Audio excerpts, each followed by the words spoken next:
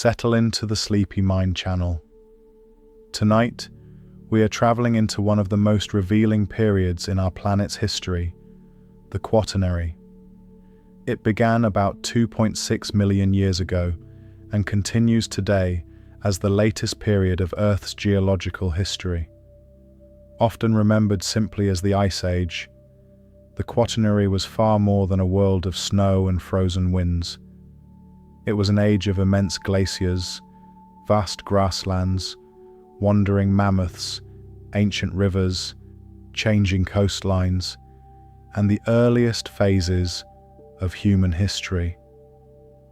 Broad valleys, clear lakes, rugged peaks, and fertile plains still carry the imprint of this era.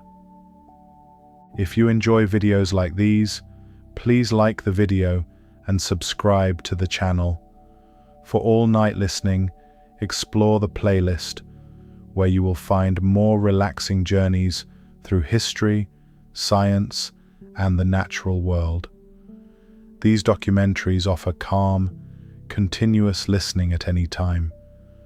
Across an open plain beneath a wide northern sky, crisp air moves through dry grasses towards a distant horizon. A herd of mammoths crosses the landscape, their thick coats lit by the pale morning sun. Beyond them, a brilliant wall of ice rises like a mountain range. It has advanced over thousands of years, shaping valleys, redirecting rivers, and transforming the land. This was the Quaternary, an age whose glaciers and living communities left their mark across much of the Earth. When many people hear the words Ice Age, they often imagine a single long winter that covered the entire planet in snow.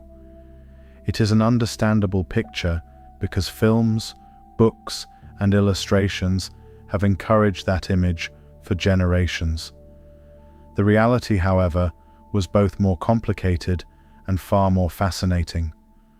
The Quaternary was not one endless frozen season. Instead, it was a period marked by repeated cycles of colder and warmer climates. Great sheets of ice advanced across continents during colder intervals, before slowly retreating as the climate warmed once again.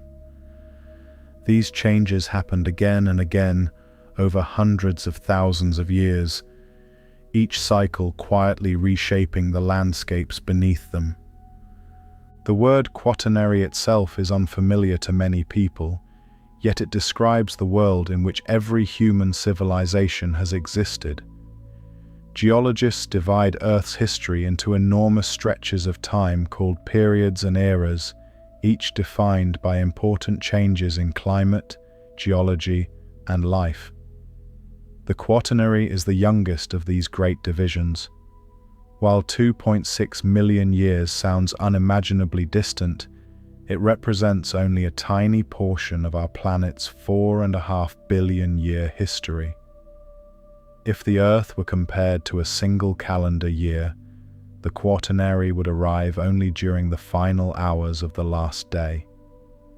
Yet within those final moments, glaciers advanced across continents, giant mammals flourished, early humans appeared, and the foundations of our modern world slowly emerged. One of the reasons the Quaternary fascinates scientists is because it feels surprisingly close to the present. Unlike the age of the dinosaurs or the earliest mammals, many of the animals that lived during the Ice Ages would still be instantly recognizable today. Herds of horses grazed across open plains. Bison wandered through broad grasslands. Wolves followed migrating animals across the landscape. Even the mighty mammoth, despite its thick coat of fur and enormous curved tusks, was simply another member of the elephant family. The great glaciers that gave the Quaternary its character were unlike anything most people have ever experienced. These were not ordinary mountain glaciers nestled between rocky peaks. They were continental ice sheets, vast bodies of frozen water that covered millions of square kilometers. In some places, the ice reached thicknesses of several kilometers, burying hills, valleys, forests, and entire mountain ranges beneath an almost unimaginable blanket of ice. Yet despite their immense size, these glaciers moved with astonishing slowness.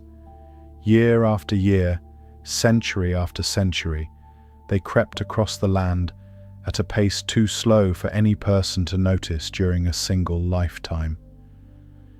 They behaved almost like rivers, except these rivers were made not of flowing water, but of densely packed ice, slowly yielding beneath its own tremendous weight. Although glaciers appear perfectly solid, ice behaves in surprising ways when gathered in enormous quantities. Deep within a glacier, the tremendous pressure causes the ice to deform ever so slightly, allowing it to flow downhill under the pull of gravity. The movement is almost impossible to detect without careful measurement. Yet over thousands of years, it becomes incredibly powerful. As glaciers advanced, they scraped against the rocks beneath them, grinding mountains into fine sediments, smoothing rough surfaces, and carrying enormous boulders across vast distances. Valleys widened, hills were reshaped, and rivers found entirely new paths once the ice eventually melted away. Even today, many of the landscapes we admire owe their appearance to those slow-moving giants of frozen water. Perhaps the most remarkable thing about the Quaternary is that it never truly ended. Although the last great continental glaciers retreated from much of the northern hemisphere thousands of years ago, we are still living within the same geological period that began 2.6 million years ago. Scientists describe the present as an interglacial, a warmer interval between major glacial episodes. The climate we experience today, with its forests, cities, farmland, and familiar coastlines, exists within one of those warmer intervals. The ice ages are therefore not simply events locked away in the distant past. They are part of the same continuing story that surrounds us every day, written into the valleys we cross, the lakes we visit, and the mountains that rise quietly beyond the horizon. Tonight, as we wander gently through this remarkable world together, we will discover that the Quaternary was never simply an age of cold. It was an age of movement, adaptation, and extraordinary beauty. We will meet the giant glaciers that quietly sculpted continents, explore the great grasslands where mammoths once wandered beneath endless skies, follow the journeys of early people across changing landscapes, and uncover the hidden connections between those ancient worlds and the one we call home today. The farther we travel into the Quaternary, the more familiar it will begin to feel, because despite its frozen reputation, it is the period of Earth's history that shaped the very world in which we now live. For much of the Quaternary, the Earth existed in a continual rhythm of cooling and warming that unfolded so gradually no living creature could ever witness an entire cycle. A glacier might spend thousands of years advancing across a landscape before pausing almost imperceptibly, then slowly retreating over thousands more as the climate changed once again. Rather than dramatic swings from one extreme to another, the ice ages resembled a slow breathing of the planet itself, with colder periods gradually expanding before warmer intervals quietly returned. Scientists have spent generations trying to understand why these great cycles occurred. The answer is not found in a single cause, but in several natural processes working together over immense stretches of time. One of the most important involves subtle changes in the Earth's orbit around the Sun. Although we often imagine our planet traveling along the exact same path every year, that path slowly changes over tens of thousands of years. The tilt of the Earth's axis also shifts slightly, and the direction in which that axis points gradually changes as well. These variations are surprisingly small, yet over very long periods they influence how sunlight is distributed across the planet, helping determine whether ice sheets are more likely to grow or melt. At first, this idea seems almost unbelievable. Yet nature often works through the accumulation of countless small changes rather than dramatic events. A slightly cooler summer may allow a little more winter snow to survive. That extra snow reflects more sunlight back into space, helping keep the surrounding area cooler. Cooler conditions allow even more snow to remain the following year, gradually encouraging the formation of larger and larger ice sheets. Over many thousands of years, these small effects build upon one another until entire regions become transformed beneath vast expanses of ice. Once an ice sheet begins expanding, it influences the climate around it in remarkable ways. The brilliant white surface reflects far more sunlight than forests, grasslands, or dark soil, reducing the amount of heat absorbed by the Earth. Cold air flowing from the glacier alters weather patterns across neighboring regions, while the tremendous weight of the ice slowly presses the land beneath it downward. In some places, the crust of the Earth was pushed hundreds of meters lower by the sheer mass of the glaciers above. Even after the ice eventually melted, the land continued rising again over thousands of years, a slow recovery that is still taking place in parts of northern Europe and Canada today. To appreciate the scale of these glaciers, it helps to imagine looking across one from the air. Instead of seeing a frozen mountain valley, you would see an endless plain of white stretching beyond the horizon in every direction. The surface was not perfectly smooth. Great ridges of compressed snow, deep cracks known as crevasses, and broad, undulating hills of ice covered the landscape. Snow continued falling across the upper regions year after year, slowly compressing into dense blue ice beneath its own weight. Far below, the glacier crept forward almost silently, carrying rocks, gravel, and enormous boulders locked within the frozen mass like treasures suspended in crystal. Where the glacier met the land beyond its edge, the landscape became one of continual transformation. As the ice advanced, it pushed loose rock and soil ahead of it, piling the material into long ridges called moraines. Streams of meltwater flowed from beneath the glacier during warmer seasons, carrying finely ground rock that had been crushed beneath the moving ice. These rivers often appeared pale grey because they contained enormous quantities of powdered stone, sometimes called glacial flour. Over time, these sediments settled across floodplains, creating fertile soils that would later support forests, grasslands, and eventually human agriculture. In this way, glaciers were not merely agents of destruction. They also prepared the landscapes that countless forms of life would later inhabit. One of the most beautiful legacies of the Ice Ages can be found in the countless lakes scattered across formerly glaciated regions. As glaciers moved, they carved deep hollows into the bedrock beneath them. When the climate warmed and the ice retreated, these basins gradually filled with fresh water from melting ice and rainfall. Many of the sparkling lakes that people enjoy today began as quiet depressions left behind by glaciers thousands of years ago.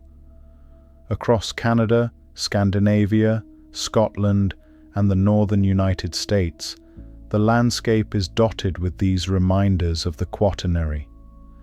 Their peaceful surfaces reflect skies that look entirely modern, yet their origins reach back to a world where mammoths still wandered across nearby plains. The Great Lakes of North America provide one of the finest examples of glacial power on an immense scale.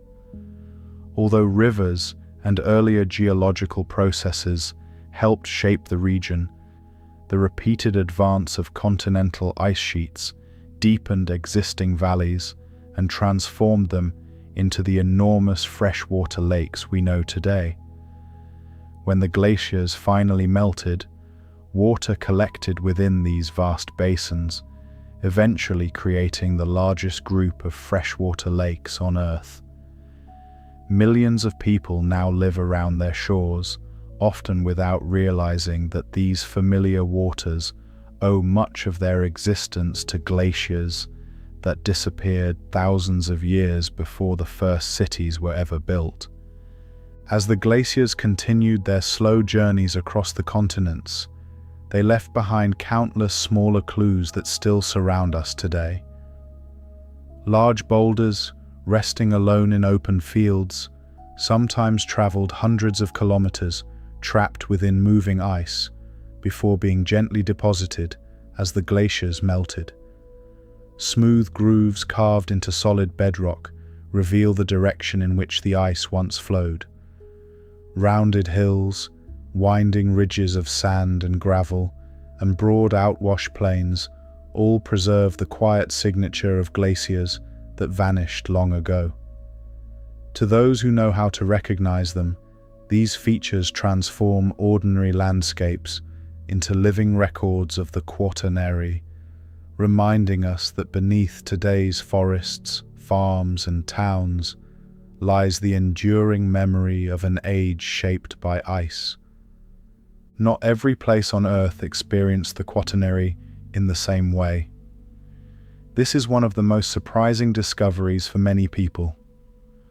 When we hear the words Ice Age, it is easy to imagine the entire planet buried beneath snow and ice from pole to pole. While enormous glaciers covered much of Canada, northern Europe, and parts of Asia, many other regions remained free of permanent ice. Tropical rainforests continued flourishing near the equator, deserts persisted where little rain fell, and broad grasslands stretched across cold but surprisingly dry landscapes beyond the edge of the glaciers. The Quaternary was not a frozen planet. It was a planet of many different climates existing side by side. The boundary between the great ice sheets and the lands beyond them was constantly changing. Then, as the climate gradually warmed, the edge of the glacier would begin its slow retreat, exposing landscapes that had remained hidden for thousands of years. Plants gradually returned, followed by insects, birds, grazing mammals, and eventually predators. Every retreat of the ice created new opportunities for life to spread into freshly uncovered regions. The Earth became a place of continual renewal, where ecosystems repeatedly disappeared beneath advancing ice, only to flourish again when warmer conditions returned. To stand beside one of these great glaciers would have been an unforgettable experience. The wall of ice might rise hundreds of meters above the surrounding landscape, its surface glowing pale blue where sunlight reached deep into ancient frozen layers. Streams of icy water flowed from tunnels beneath its edge, carrying stones that had been trapped within the glacier for countless generations. Occasionally, a deep cracking sound echoed across the frozen landscape as the moving ice shifted almost imperceptibly beneath its own tremendous weight. Despite its enormous size, the glacier never truly rested. Every hour, every day, every century, it continued its slow and patient journey across the land. Beyond the edge of the glacier, however, the world often looks surprisingly alive. Cold winds swept across broad plains, covered not by deep snow, but by hardy grasses, flowering plants, mosses, and low shrubs. Stretching from Western Europe across Siberia and into North America, it supported an astonishing abundance of grazing animals. The result was an environment perfectly suited for enormous herds of herbivores. The grasses growing across these ancient plains were remarkably resilient. They survived bitter winters, short growing seasons, and constant grazing by large mammals. During the brief northern summers, when daylight lasted for many hours each day, the landscape burst into life. Wildflowers appeared among the grasses, insects filled the air, and fresh vegetation spread rapidly across the plains. Grazing animals took full advantage of this short season of abundance, feeding almost continuously while storing energy for the long winter that inevitably followed. The cycle repeated year after year with extraordinary reliability, supporting one of the richest cold climate ecosystems ever to exist. Because food was plentiful across these grasslands, vast herds of herbivores could live together without exhausting the landscape. Mammoths grazed alongside wild horses, steppe bison, musk oxen, reindeer, and woolly rhinoceroses, each specializing in slightly different plants or feeding in different ways. Some preferred coarse grasses, while others browsed shrubs or dug through snow in search of buried vegetation. These subtle differences reduced competition and allowed many species to share the same environment. Similar relationships can still be observed today on the African savanna, where zebras, antelope, giraffes, and elephants often feed within the same broad landscape while relying upon different sources of food.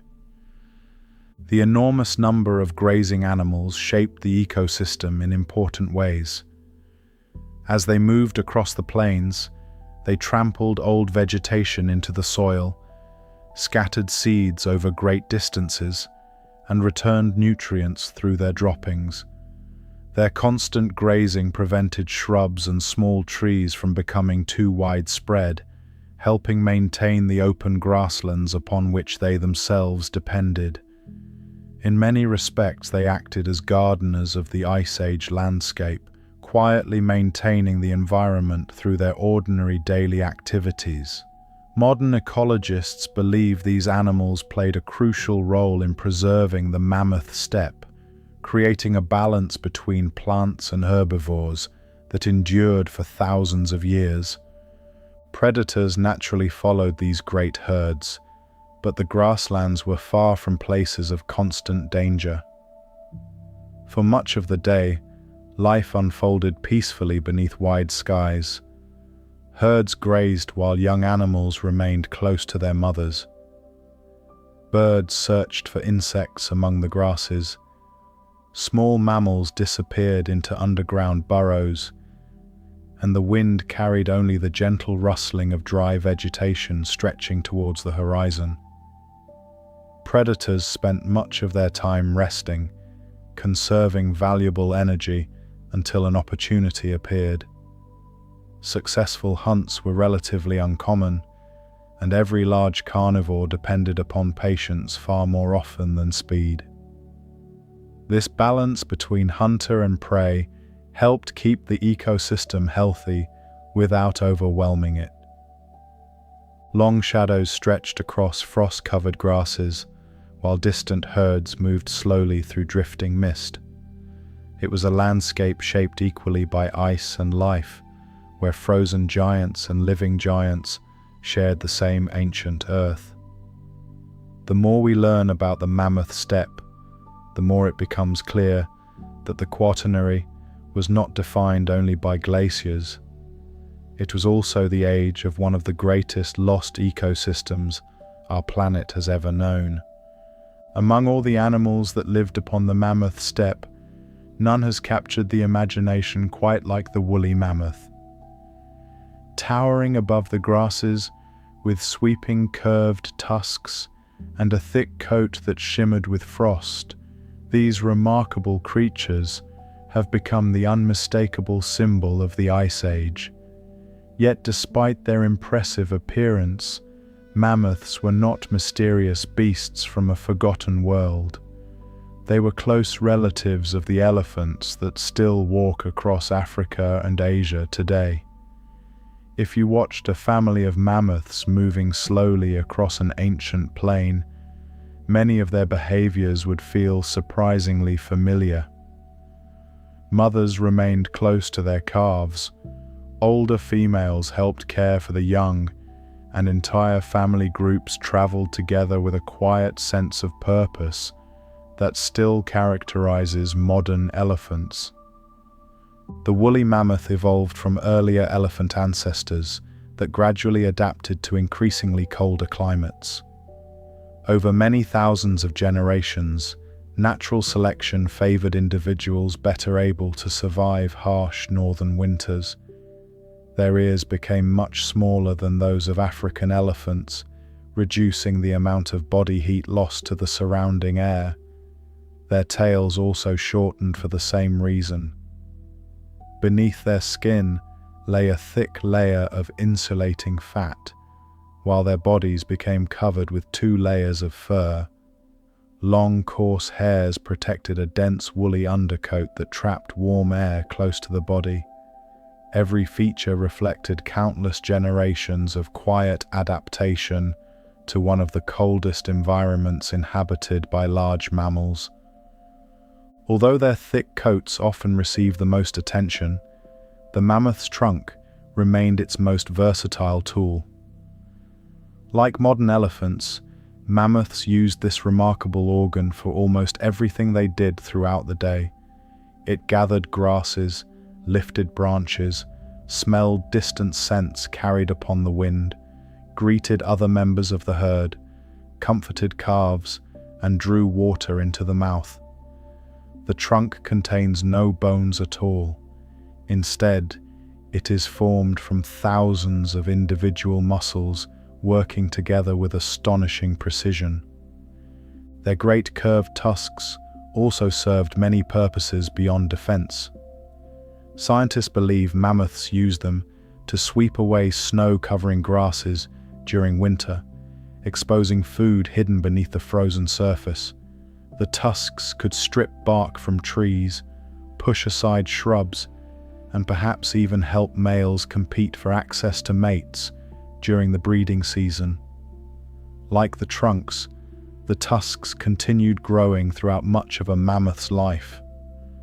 Growth rings preserved within the ivory record years of abundance, as well as periods of hardship, much like the rings found inside the trunk of a tree. By carefully studying these layers, researchers can reconstruct surprisingly detailed histories of individual animals that lived tens of thousands of years ago. Family life was probably the foundation of mammoth society. Evidence from fossil sites and comparisons with living elephants suggests that herds were led by experienced females who remembered the locations of reliable food, water, and safe migration routes. Young calves remained surrounded by adults that protected them from danger while teaching them how to survive within the changing seasons of the mammoth steppe. Older individuals carried decades of experience, knowledge that became especially valuable during difficult winters or periods when familiar grazing grounds changed. The survival of the herd often depended not simply upon strength, but upon memory passed from one generation to the next. Life on the mammoth steppe followed the rhythm of the seasons. During the brief northern summer, fresh grasses and flowering plants covered the plains with surprising speed beneath the nearly endless daylight. Mammoths spent long hours feeding, building reserves of fat that would help them survive the colder months ahead. As autumn gradually arrived, temperatures fell once again, daylight shortened, and frost returned to the landscape. Winter brought powerful winds and frozen ground, yet the mammoths continued moving steadily across their familiar ranges, using their tusks and trunks to uncover the vegetation buried beneath snow. These seasonal journeys may have covered hundreds of kilometers each year, linking feeding grounds that generations of mammoths had followed long before. One of the reasons scientists know so much about woolly mammoths is because the frozen ground of Siberia and northern North America has preserved some individuals with astonishing completeness. Unlike most fossils, which preserve only bones, several mammoths have been discovered with skin, muscles, hair, stomach contents, and even traces of blood vessels still intact after tens of thousands of years.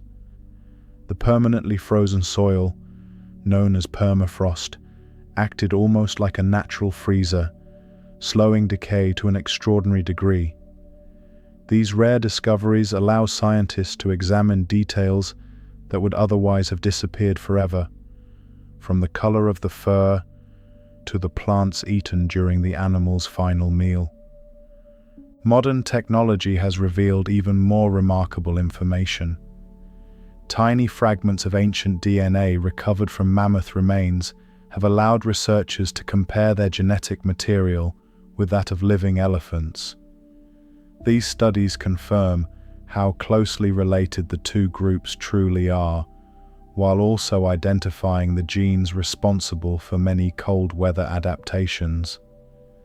Scientists have even learned about differences between mammoth populations living in different regions, showing that these animals continued evolving as they spread across the vast landscapes of the Northern Hemisphere.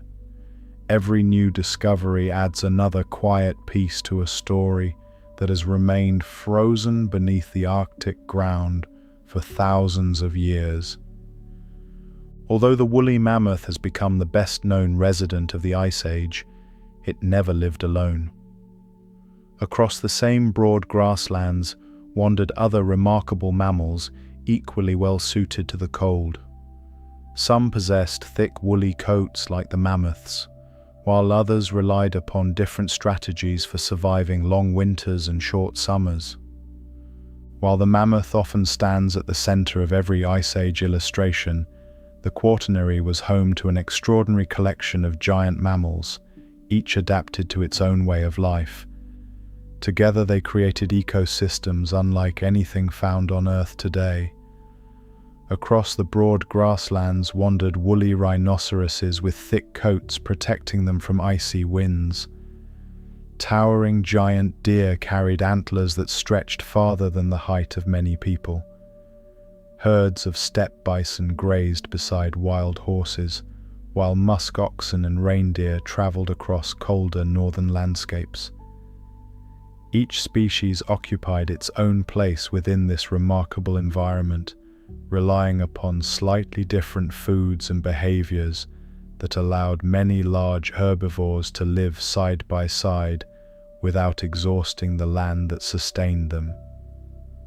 The woolly rhinoceros was one of the most impressive grazing mammals of the Ice Age.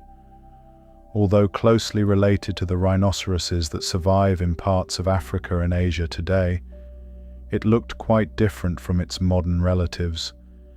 Its body was covered in a thick coat of shaggy hair, beneath which lay a heavy layer of insulating fat. A broad hump rose above its shoulders, storing powerful muscles that supported its massive head as it grazed close to the ground. Its long front horn may have been used to sweep aside snow during winter, exposing grasses hidden beneath the frozen surface. Despite its formidable appearance, the woolly rhinoceros was a peaceful herbivore that spent most of its life quietly feeding across the open plains. Unlike elephants, which depend heavily upon family groups, woolly rhinoceroses may have lived more solitary lives. Fossil evidence suggests they often traveled alone or in small groups rather than the large family herds typical of mammoths. This difference allowed several large grazing species to share the same landscape while reducing direct competition. Some animals relied upon the safety of large numbers, while others depended upon their size and powerful horns for protection. Nature rarely settles upon a single successful strategy. Instead, it explores many different solutions, each suited to the particular challenges faced by a species over thousands of generations. Another unforgettable resident of the Quaternary was the giant deer, sometimes known as the Irish elk, although it lived across much of Europe and Asia rather than only Ireland. The males carried antlers so enormous that they could span more than 3.5 meters from tip to tip. At first glance, they almost seem impossible, yet these magnificent structures grew anew each year before eventually being shed and replaced. Growing such immense antlers required enormous amounts of energy and minerals, making them one of the most remarkable displays in the mammal world.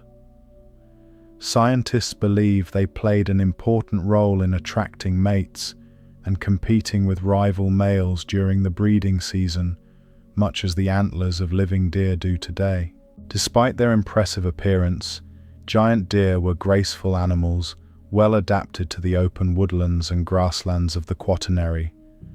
Long legs allowed them to travel efficiently across broad landscapes, while keen senses helped detect approaching predators. Their enormous antlers may seem awkward to modern eyes, but in open country, they were less of a hindrance than they would have been within dense forests. Like so many Ice Age mammals, they evolved features perfectly suited to the environments they inhabited at the time. When those environments later changed, some of those specialized adaptations became less advantageous, reminding us once again that evolution continually responds to shifting conditions rather than following a fixed destination. Across these same plains wandered great herds of steppe bison, close relatives of the American bison and European wisent that survive today. During favorable seasons, they traveled together in impressive numbers, grazing steadily across the rich grasses of the mammoth steppe. Their broad shoulders, thick coats, and powerful neck muscles helped them survive harsh winters while digging through snow in search of buried vegetation. Living in large herds offered protection against predators and allowed experienced adults to guide younger animals along familiar migration routes. The sight of thousands of bison moving slowly across an open plain would have been one of the defining spectacles of the Ice Age landscape. Wild horses also remained an important part of this ancient ecosystem. Unlike the earliest horses that lived in warm forests millions of years earlier, these animals were already well adapted to open country. Their long legs allowed them to travel great distances in search of fresh grazing, while their single hooves carried them swiftly across firm ground. Constant alertness helped them avoid danger, and many eyes watching together greatly increased the chances of detecting predators approaching across the grasslands. Even today, watching a herd of horses move gracefully across an open landscape offers a glimpse into behaviors that have changed very little since the Quaternary. Among the smaller but equally hardy herbivores were reindeer and musk oxen, animals whose descendants still inhabit some of the coldest regions of the northern hemisphere.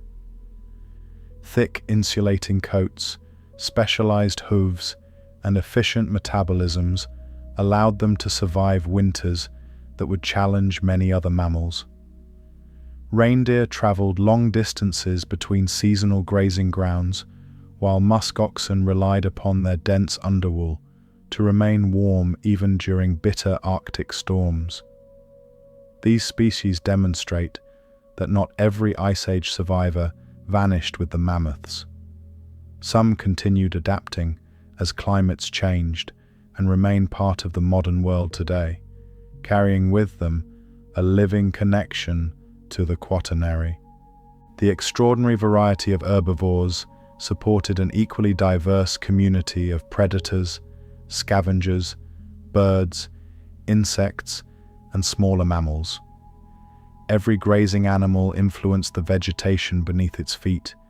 Every migration spread seeds across the landscape, and every fallen tree or riverbank created opportunities for countless other forms of life. The mammoth steppe was not simply a collection of giant animals wandering through frozen scenery. It was a complete ecosystem, rich with relationships that had developed over many thousands of years. The more scientists study this remarkable world, the more they discover that it was every bit as complex and vibrant as the ecosystems we know today, despite existing beneath the shadow of immense glaciers and the quiet presence of an ancient ice age. Where great herds of herbivores gathered, predators were never far away. Yet the Ice Age was not a world of constant pursuit and endless danger. Most predators spent far more time resting than hunting, because every chase demanded an enormous amount of energy. A failed hunt could leave an animal exhausted with nothing to show for its effort, while even a successful attack carried the risk of serious injury. Broken teeth, damaged claws, or wounds received from struggling prey could become life-threatening in a world where survival depended entirely upon strength and good health. Patience, therefore, became one of the greatest qualities any hunter could possess. Among the most famous predators of the Quaternary was the saber-toothed cat, often known by the scientific name Smilodon. Few prehistoric animals are as instantly recognizable. Its long, curved canine teeth have appeared in books, museums, and illustrations for generations, creating an image that has become almost inseparable from the Ice Age itself. Yet despite its appearance, Smilodon was not the direct ancestor of modern lions or tigers. It belonged to a separate branch of the cat family that evolved its own remarkable hunting strategy over hundreds of thousands of years. Unlike the sleek build of a cheetah or the long-legged appearance of a wolf, Smilodon possessed a surprisingly powerful body. Its shoulders were broad, its forelimbs were heavily muscled, and its chest was deep and strong. Rather than chasing prey across long distances, scientists believe it relied upon ambush. Hidden among patches of woodland or low vegetation, it likely waited patiently until grazing animals came close before launching a short burst of tremendous power. Its muscular forelegs probably helped pull prey to the ground, allowing the animal to deliver a carefully placed bite with its famous canine teeth. Those remarkable teeth often create the impression that Smilodon was a fearsome monster built only for violence, yet they were highly specialized tools rather than oversized weapons. Although they could grow to nearly 30 centimeters in length, they were surprisingly delicate if twisted sideways.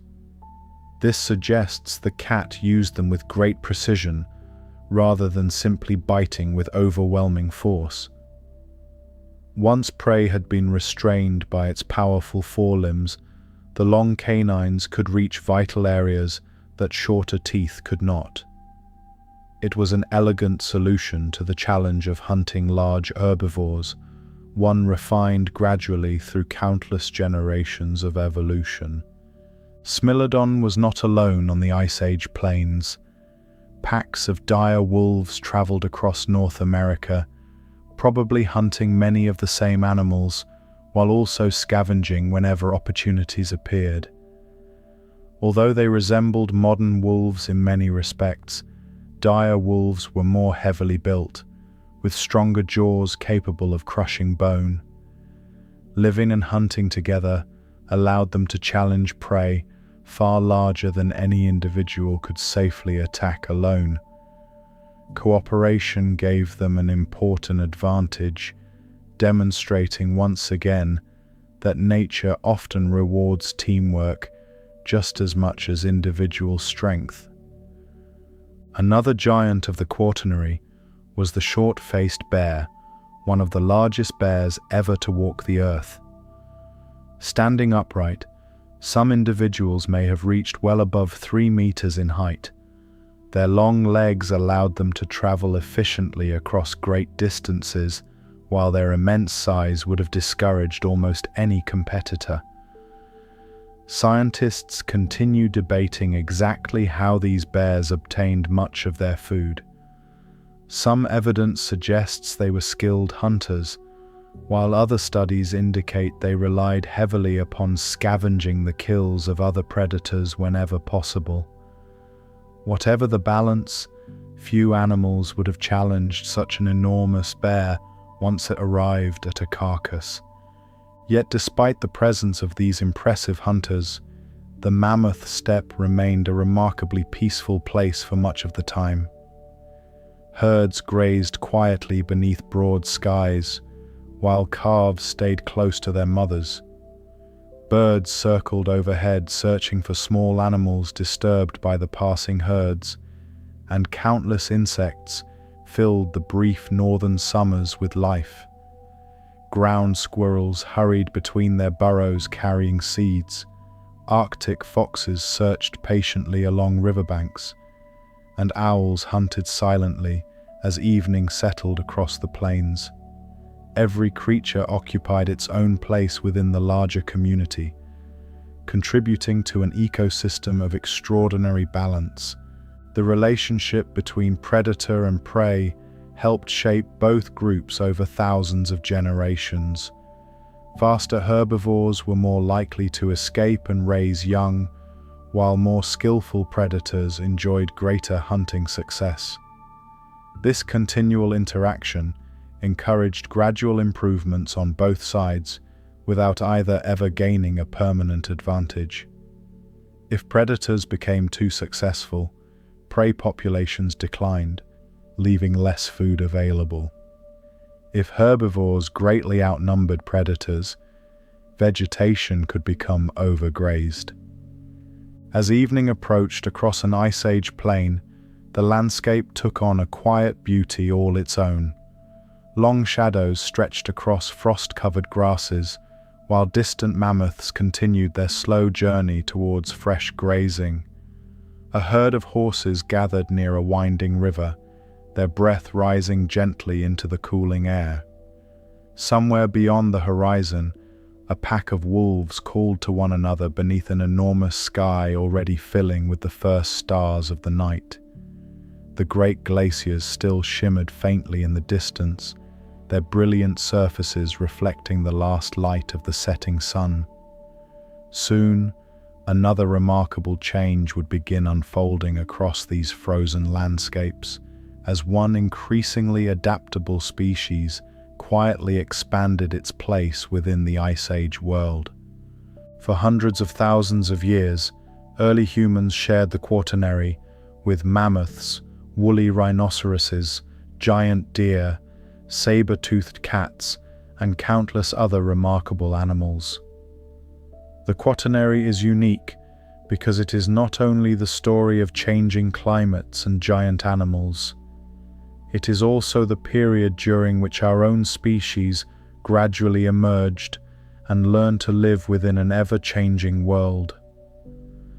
The earliest human ancestors appeared in Africa, where climates shifted repeatedly between wetter and drier conditions. Forests expanded during some periods, before giving way to more open woodlands and grasslands as rainfall patterns changed. These constantly changing environments rewarded flexibility rather than specialization. Individuals able to adjust to different food sources, travel greater distances, cooperate with others, and solve new problems often enjoyed important advantages. Unlike many mammals that became highly specialized for a single way of life, early humans gradually developed an ability to adapt to many different environments. This remarkable flexibility would eventually allow them to spread farther than any other large mammal. Walking upright became one of the defining characteristics of our lineage. Standing on two legs freed the hands for carrying food, gathering useful objects, and eventually making simple tools. It also raised the head above the surrounding grasses, making it easier to watch for approaching predators or locate other members of the group across open country. Scientists continue studying exactly why upright walking first evolved, and the answer was probably a combination of several small advantages working together over many generations. Like every important adaptation throughout the Quaternary, it developed gradually rather than appearing all at once. As early humans became increasingly skilled at making simple stone tools, their relationship with the surrounding world slowly changed. The earliest tools were little more than carefully shaped stones with sharp cutting edges, yet even these simple objects made everyday tasks easier. They helped cut meat from animal carcasses, prepare plants for eating, scrape hides, and shape pieces of wood. Making a useful tool required planning and practice. A suitable stone had to be selected, struck at the correct angle, and tested before it was ready to use. These skills were passed from one generation to the next, allowing knowledge to accumulate over thousands of years. Fire became another remarkable companion during the Quaternary.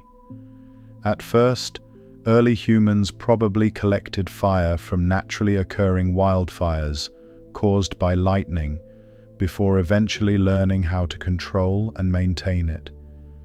A carefully tended fire provided warmth during cold evenings, light after sunset, and protection from many predators.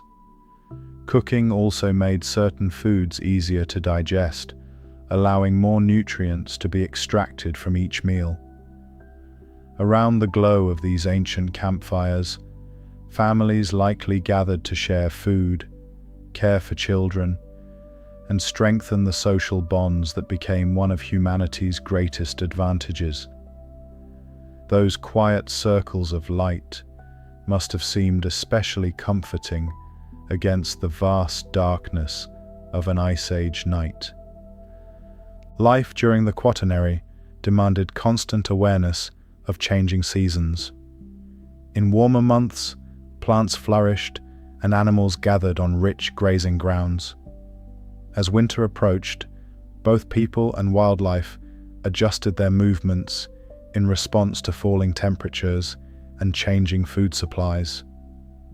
Early humans learned to observe these seasonal patterns with great care, knowing when herds would migrate, where fresh water remained available, or which plants ripened at different times of year could make the difference between success and hardship.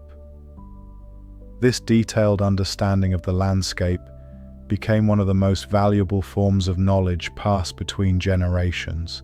The repeated advance and retreat of glaciers also shaped the journeys of early people.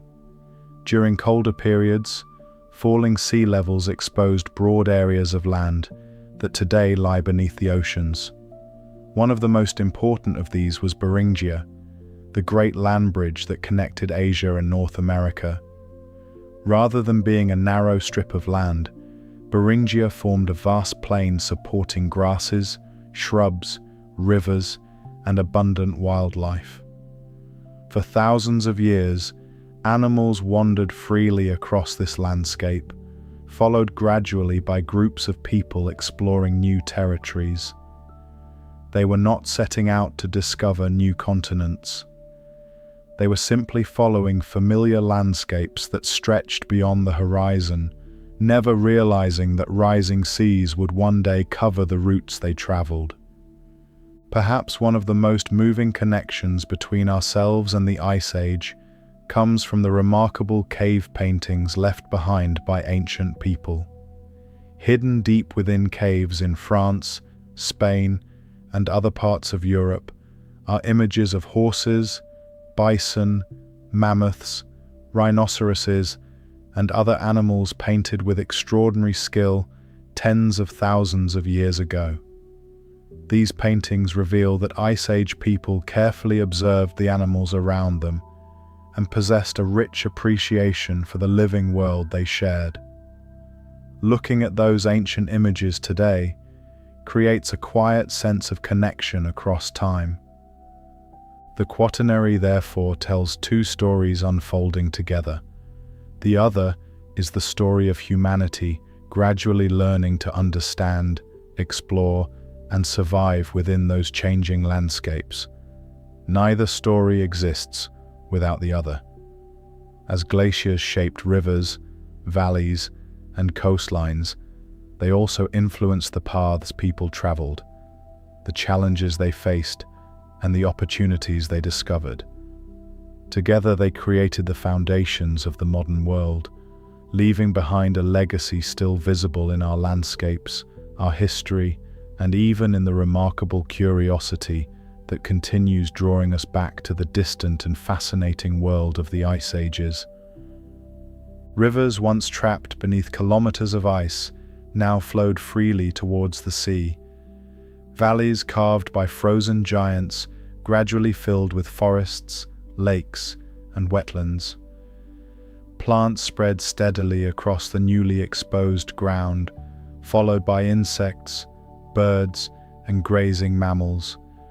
The transformation happened with extraordinary patience. No single spring suddenly covered the landscape with forests. Instead, generation after generation of plants slowly advanced across the land, each preparing the way for those that followed. The earth was quietly rebuilding itself once again. One of the greatest changes brought about by the melting ice was the steady rise of the oceans. During the coldest periods of the Quaternary, so much water had been locked away within the great continental glaciers that sea levels stood far lower than they do today. Vast areas of coastline extended far beyond their present boundaries, exposing plains that connected regions now separated by water. As the glaciers gradually melted, that stored water returned to the oceans, causing coastlines to move steadily inland over many thousands of years. Places where people and animals had once walked eventually disappeared beneath the rising sea, leaving only faint traces hidden beneath modern waters. This slow flooding reshaped the map of the world.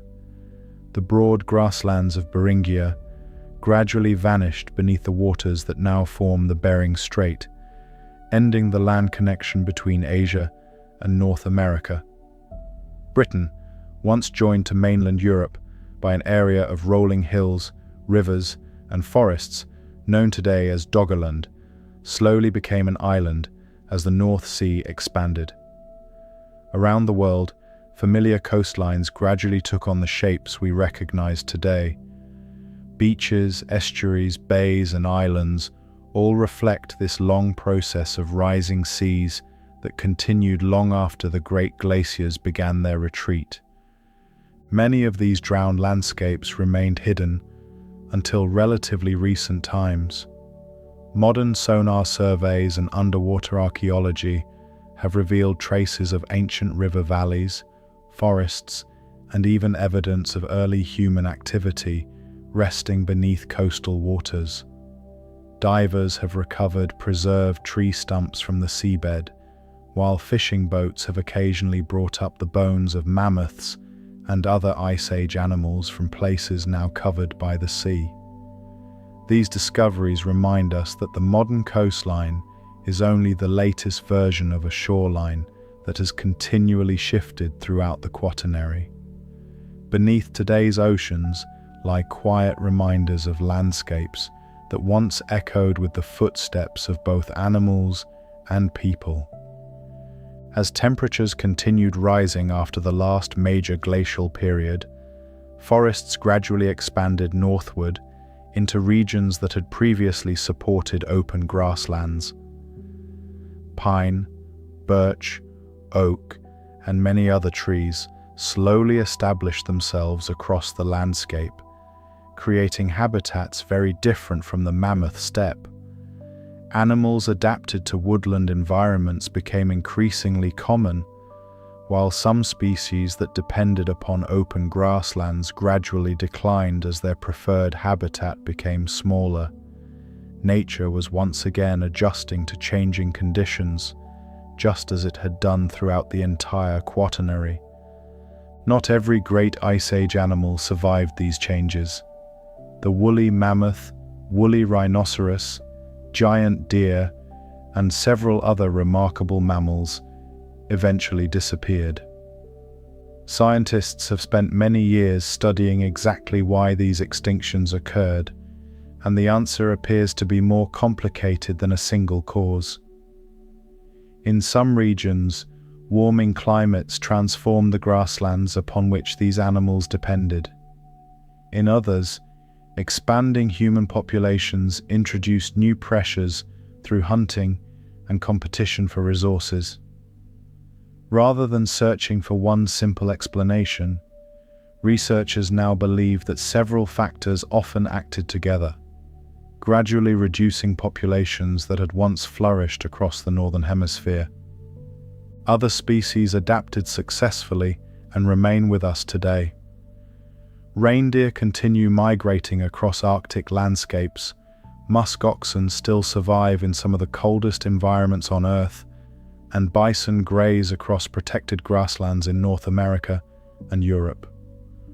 Wolves, bears, foxes, and many smaller mammals also endured the changing climate, adjusting their ranges and behaviors as forests expanded and glaciers retreated. Their continued survival provides a living connection to the Quaternary, reminding us that the Ice Ages are not completely lost to history. Part of that ancient world still walks beside us. Perhaps the greatest legacy of the Quaternary lies not only in the animals that lived during it, but in the landscapes it created. The Great Lakes, the fjords of Norway, the rounded hills of Scotland, the countless lakes of Canada and Finland, and many fertile valleys across Europe and North America all bear the unmistakable signature of ancient glaciers.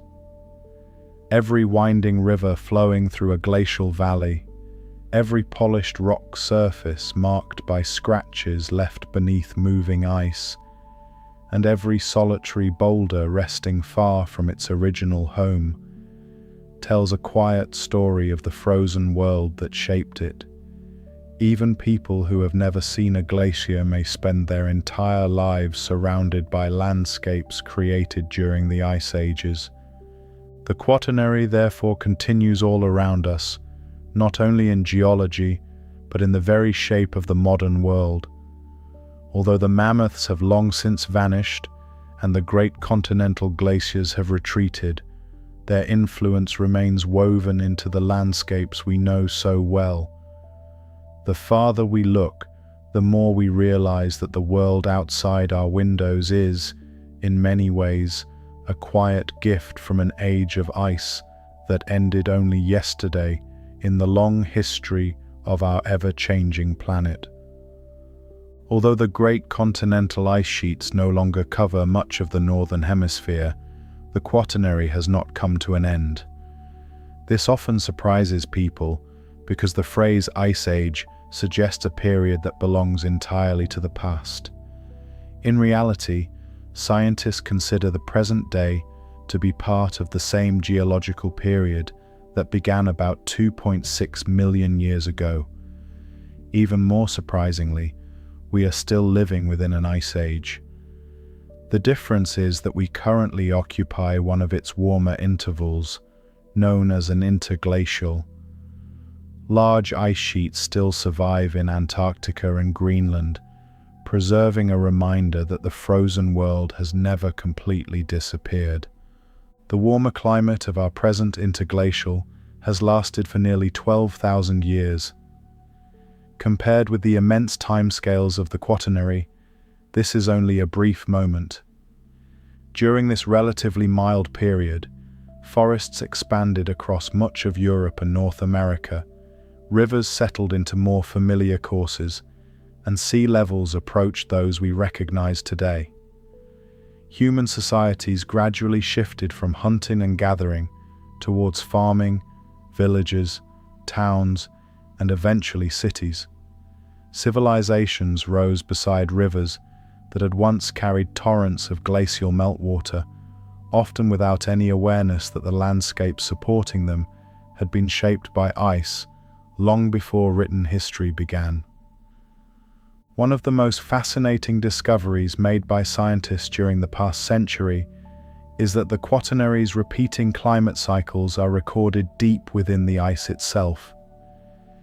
In Greenland and Antarctica, researchers carefully drill long cylinders called ice cores from glaciers that have remained frozen for hundreds of thousands of years.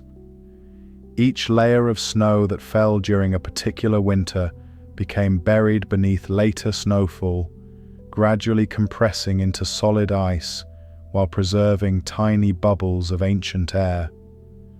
These frozen bubbles are like miniature time capsules. They contain samples of the atmosphere exactly as it existed when the snow originally fell, allowing scientists to study past temperatures, volcanic eruptions, and changes in the composition of the air with remarkable precision. Reading an ice core is rather like reading the rings inside an ancient tree, except the history stretches back much farther. Some Antarctic ice cores preserve a climate record extending hundreds of thousands of years into the past. Layer by layer, they reveal the repeated pattern of colder glacial periods, followed by warmer interglacials. Ash from distant volcanic eruptions appears as thin, dark bands, while changes in the chemistry of the ice reflect shifts in global temperature. Together, these frozen records confirm what geologists first suspected from studying rocks and landscapes. The Earth's climate has never remained perfectly constant. Instead, it has moved through long natural cycles that have repeatedly reshaped the surface of the planet. The oceans preserve similar records beneath their waves. Tiny marine organisms drift through the water during their lives, before eventually settling onto the seafloor after they die. Their delicate shells accumulate gradually, creating thick layers of sediment that quietly record changing ocean conditions over immense spans of time. By studying these sediments, scientists can reconstruct past temperatures, ocean currents, and even the advance and retreat of the great ice sheets. The Quaternary also reminds us how closely connected every part of the Earth truly is. Changes taking place near the poles influenced rainfall thousands of kilometers away. Growing ice sheets affected sea levels across every continent. Shifting climates altered the movement of animals, which in turn influenced the plants they grazed and the predators that followed them. Rivers carried glacial sediments towards the oceans, where they became part of entirely new landscapes. Nothing changed in complete isolation. Every part of the planet responded, however subtly, to the great rhythm of advancing and retreating ice. Perhaps this is why the ice ages continue to capture our imagination so strongly. They represent a world that feels both distant and strangely familiar.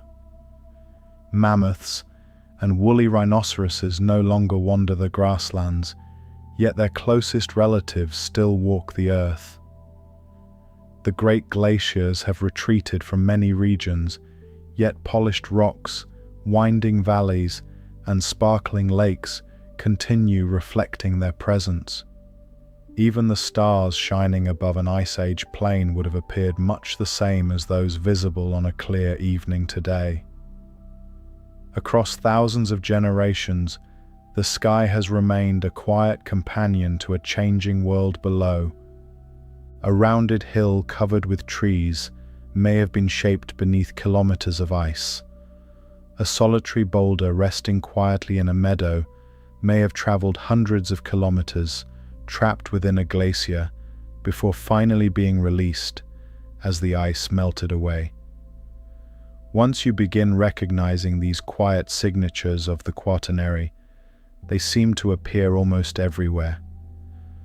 The modern landscape becomes a living museum, gently preserving the memory of an age that transformed continents without ever making a sound. As our journey through the ice ages continues, it becomes clear that the Quaternary is far more than a story about cold climates. It is the story of a restless planet, continually reshaping itself through time.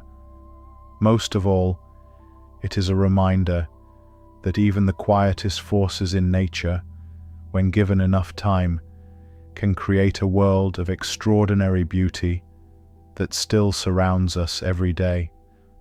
If the Quaternary teaches us anything, it is that change does not always arrive with sudden drama.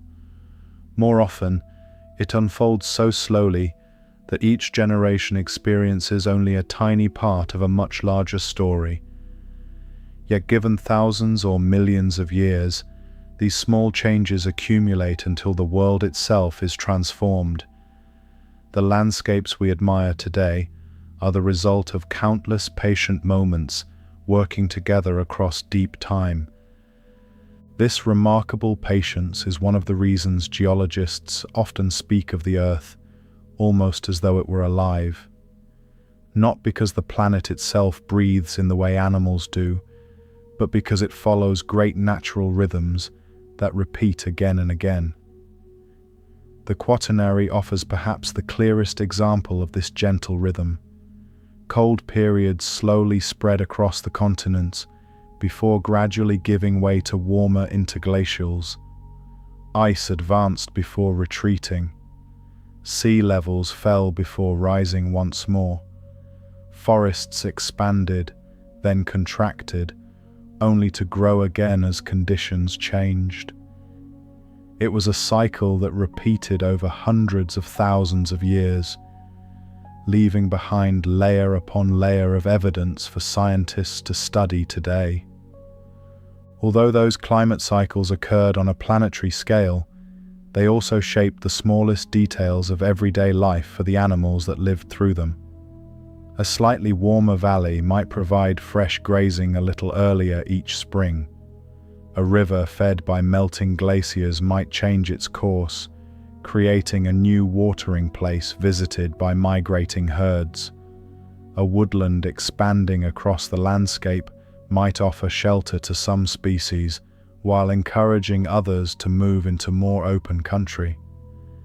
Every living creature responded to these quiet environmental changes in its own way, often without any awareness that the entire planet was gradually changing around it. For early humans, flexibility became one of the greatest advantages of all. They observed the seasons carefully, remembered reliable sources of food and water, and shared that knowledge with each new generation.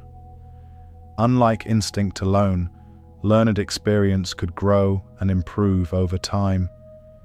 Every successful journey, every carefully crafted tool, and every lesson passed from parent to child added another small piece to humanity's understanding of the world. In this way, knowledge itself became an adaptation, allowing people to respond to changing climates with remarkable resilience. The Quaternary also reminds us that the Earth is wonderfully interconnected. A glacier forming high in the north could eventually influence rivers hundreds of kilometers away. Falling sea levels exposed new land for animals and people to cross, while rising oceans later separated those same regions into islands and continents. Plants responded to changing temperatures, animals followed the shifting vegetation, predators followed the herds, and humans adapted to every new landscape they encountered. Each part of the natural world quietly influenced every other part, creating a web of relationships far more intricate than it first appears. Even today, we continue discovering new pieces of this remarkable history. Hidden beneath Arctic permafrost, fossils wait to emerge as the frozen ground slowly changes. Beneath lakes and oceans lie drowned forests, ancient river valleys, and traces of landscapes that disappeared beneath rising seas thousands of years ago. High in mountain caves, layers of sediment preserve pollen, animal bones, and tiny fragments of charcoal left behind by ancient fires. Perhaps that is the greatest gift of studying the Quaternary. It encourages us to look at familiar places with fresh eyes. A quiet lake becomes more than a peaceful place to watch the evening sky. It may be the work of a glacier that disappeared thousands of years ago. A broad, fertile valley becomes more than farmland. It may once have carried a river of meltwater flowing from the edge of an immense ice sheet. Even a smooth, rounded hill, covered in trees, may have been shaped beneath a slow-moving blanket of ice that advanced almost unnoticed across the landscape. The ordinary world becomes extraordinary once we understand the patient forces that created it. As our journey through the Quaternary continues, one gentle truth becomes clearer with every passing mile across these ancient landscapes. The ice ages were never simply a collection of frozen winters separated by warmer summers. They were the quiet sculptors of the modern world. Almost everywhere we look, from the broad valleys of North America to the winding fjords of Norway, from the rolling hills of Scotland to the thousands of lakes scattered across Canada and Finland, we are surrounded by landscapes patiently shaped by glaciers that disappeared thousands of years before the first written histories were recorded.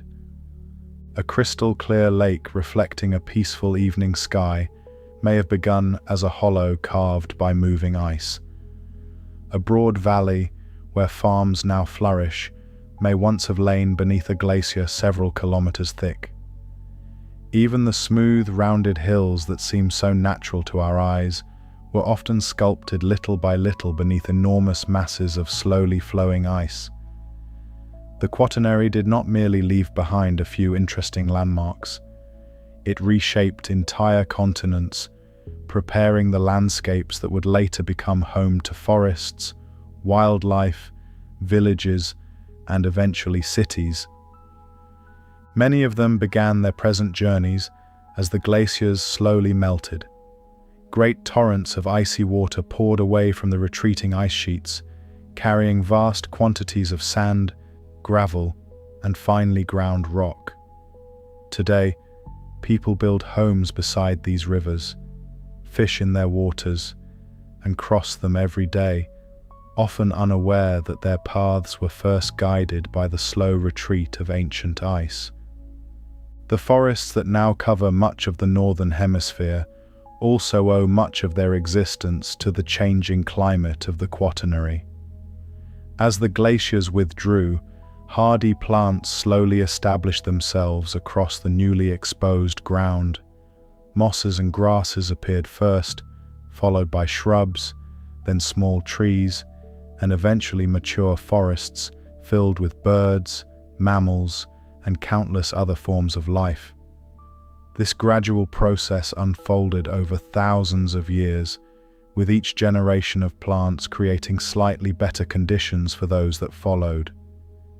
Nature rebuilt itself patiently, never rushing, allowing rich ecosystems to develop where frozen landscapes had once stretched to the horizon. The animals changed alongside the forests. Species that preferred open grasslands gradually gave way to those better suited for woodland habitats. Red deer moved through growing forests, wild boar rooted among fallen leaves, and brown bears wandered valleys that had once echoed with the footsteps of mammoths. Wolves continued adapting to changing prey, while smaller mammals expanded into the shelter offered by new woodlands.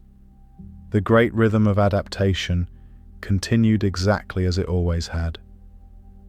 Although the scenery evolved, life remained remarkably resilient, responding to each new opportunity with quiet persistence.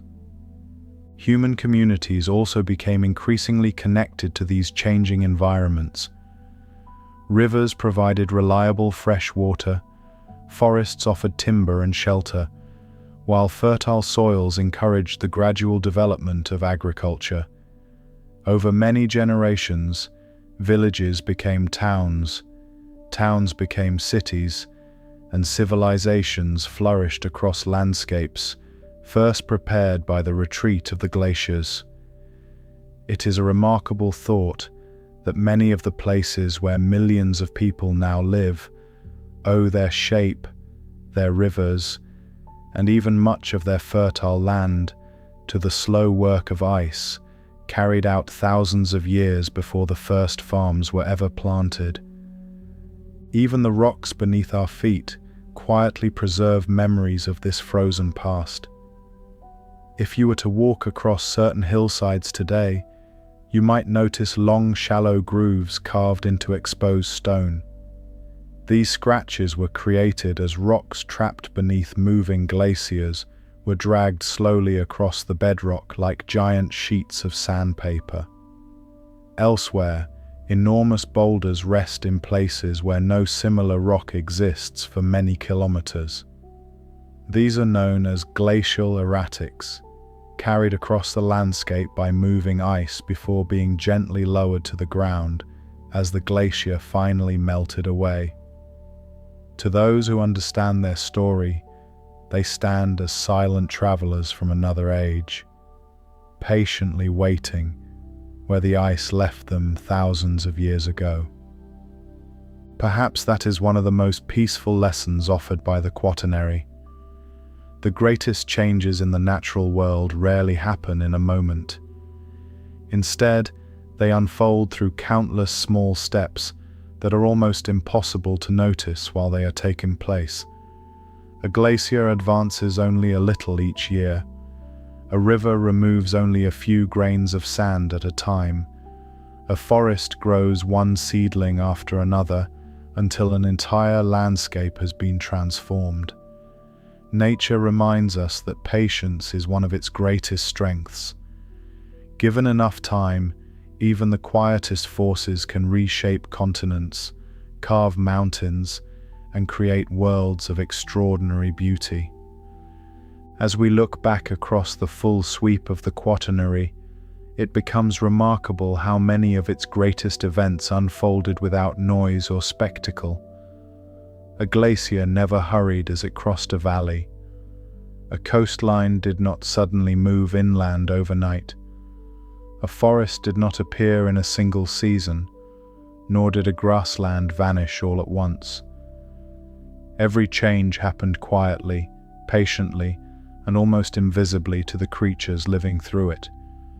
Yet when enough centuries became thousands of years, and enough thousands became hundreds of thousands, the accumulated changes transformed the face of the earth beyond recognition.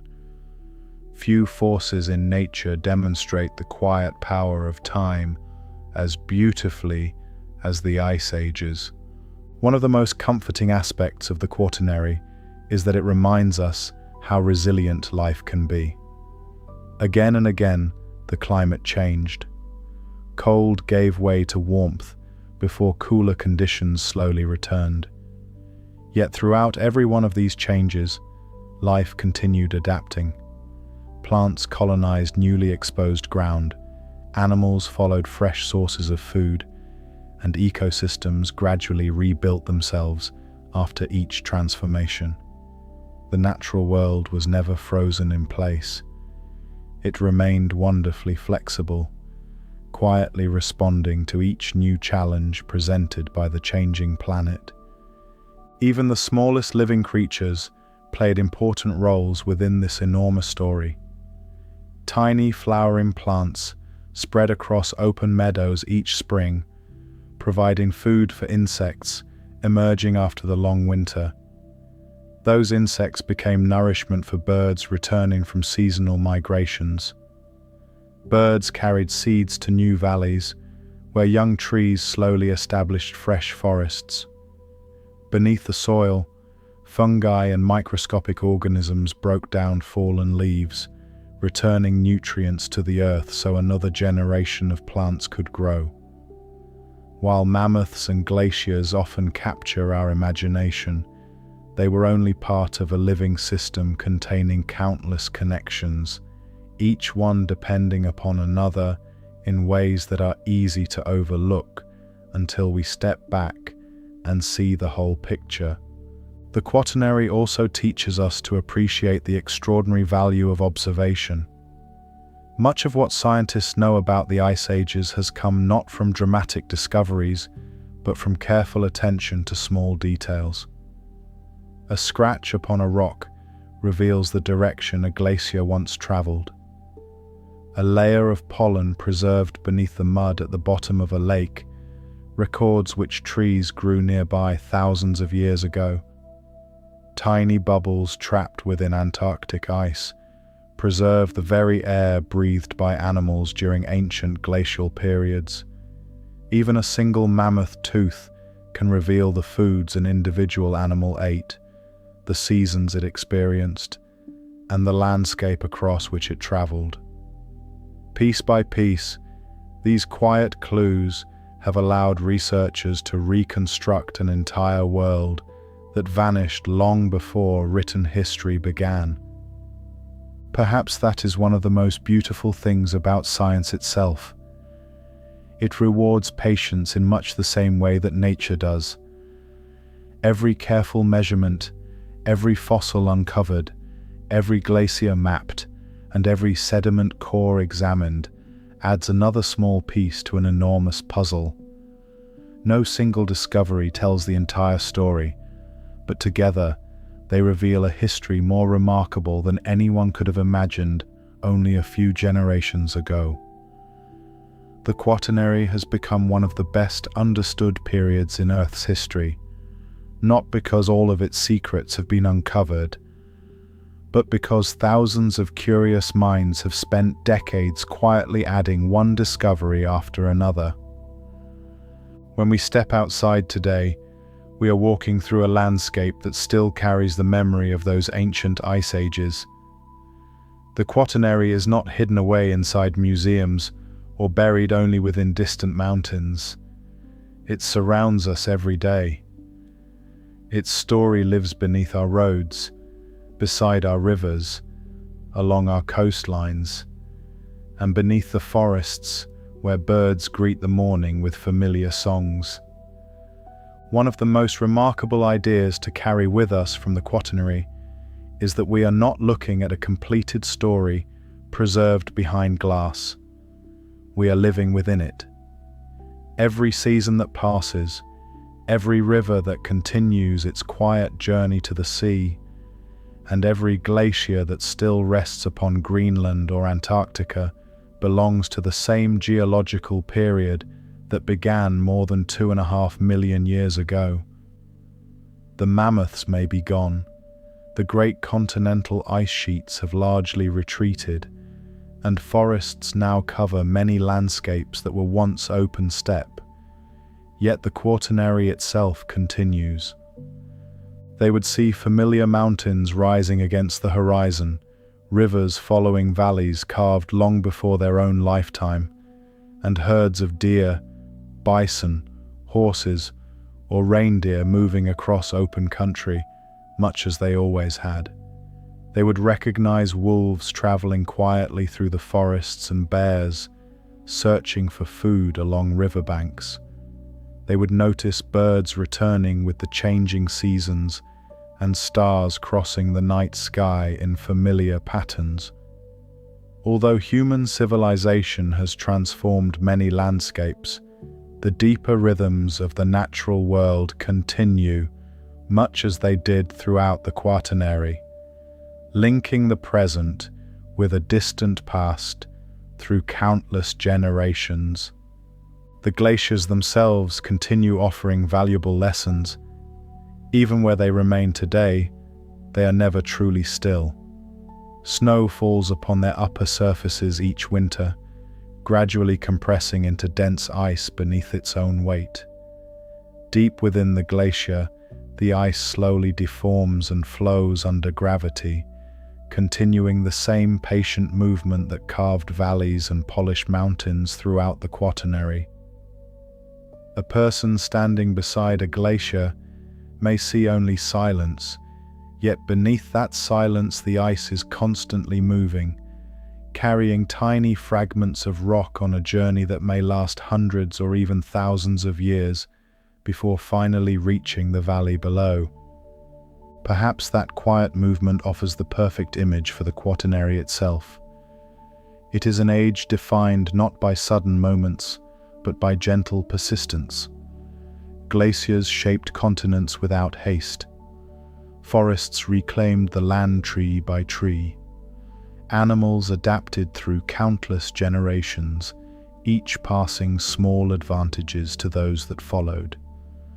The greatest transformations of the Quaternary remind us that nature accomplishes extraordinary things through steady progress rather than sudden change. One of the most extraordinary landscapes created during the Quaternary was Beringia, the vast region that once connected Asia and North America. Today, the Bering Strait separates the two continents with a narrow stretch of ocean. Yet during the coldest phases of the ice ages, the situation looked entirely different. As enormous quantities of water became locked away inside the growing continental ice sheets, sea levels gradually fell by well over 100 meters. What had once been the floor of a shallow sea slowly emerged into the open air, revealing an immense plain that stretched for hundreds of kilometers. Rather than serving as a narrow bridge crossed in only a few days, Beringia became a landscape in its own right, large enough to support rivers, lakes, grasslands, shrubs, and an astonishing variety of wildlife. To stand in the middle of Beringia during the height of the Ice Age would have felt nothing like standing upon a temporary crossing between continents. There would have been no obvious beginning or end to the landscape. Instead, broad rolling plains stretched towards distant hills beneath an immense northern sky. The air remained cool even during the warmest months, yet the long northern daylight encouraged a brief but remarkable burst of growth. For a few precious weeks each year, the land became rich with food, attracting animals from every direction. Large herds wandered freely across these open plains. Mammoths moved steadily between grazing grounds, while steppe bison fed upon the abundant grasses growing across the landscape. Wild horses traveled in loose groups, pausing occasionally beside rivers before continuing their slow migrations. Reindeer followed ancient seasonal routes remembered by generations before them, while musk oxen grazed the lower vegetation, that survived even the coldest winters. None of these animals recognized that they were traveling between continents. To them, Beringia was simply another part of the vast mammoth steppe stretching across the northern hemisphere, offering fresh grazing and reliable water as the seasons quietly changed. The rivers flowing across Beringia played an essential role in supporting this remarkable ecosystem. Fed by melting snow and distant glaciers, they wound gently across broad floodplains before eventually reaching the sea. Along their banks, vegetation often grew taller and more densely than across the surrounding grasslands, providing shelter for birds, insects, and countless smaller mammals. During the brief northern summer, these river valleys became places of extraordinary activity. Waterfowl nested beside quiet pools, fish returned upstream to spawn, and insects emerged in great numbers, providing food for migrating birds that had traveled thousands of kilometers to reach these northern breeding grounds. Although Beringia experienced long winters, it remained surprisingly dry throughout much of the year. The great continental glaciers locked away so much of the Earth's moisture that relatively little snowfall reached the open plains beyond their edges. Instead of deep drifts covering the landscape, much of the ground remained exposed beneath only a modest layer of snow. This allowed grazing mammals to uncover vegetation more easily, especially animals such as mammoths and bison that use their tusks or powerful heads to push aside the snow in search of grasses hidden beneath. The dry conditions helped maintain the rich grassland ecosystem that made Beringia one of the most productive environments of the Quaternary. For early humans, Beringia represented something even more remarkable. It offered a landscape filled with familiar resources rather than an obstacle to overcome. Small groups traveling gradually across northern Asia eventually found themselves entering new valleys, following rivers that continued beyond the horizon into previously unexplored country. There was no single moment when anyone realized they had crossed into another continent. The journey unfolded slowly across generations, with families following migrating herds, searching for fresh water, and establishing temporary camps wherever food remained plentiful. The movement was gradual, almost unnoticeable from one lifetime to the next, yet over thousands of years it carried people into an entirely new part of the world. Scientists believe many of these early travelers may have remained within Beringia itself for long periods before continuing farther into North America.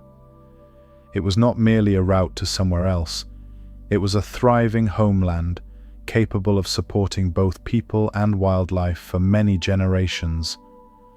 Archaeological discoveries suggest that ancient communities understood this northern environment remarkably well. They learned where animals migrated, which plants could be gathered during the brief summers, and how to survive winters that demanded careful preparation and cooperation. Like the mammoths they lived beside, these early people became part of the rhythm of the landscape itself. Eventually, as the climate warmed and the great ice sheets began retreating, sea levels slowly rose once again. Year after year, century after century, the oceans gradually reclaimed the low-lying plains of Beringia. Rivers that had once crossed open grasslands emptied into an expanding sea, while familiar grazing grounds disappeared beneath rising water. The transformation happened so slowly that no single generation would have witnessed its full extent. Yet over many thousands of years, the great land connection between Asia and North America quietly vanished beneath the waves, leaving behind only the narrow Bering Strait we know today. Although Beringia can no longer be seen upon a modern map, its influence remains woven into the history of both wildlife and humanity.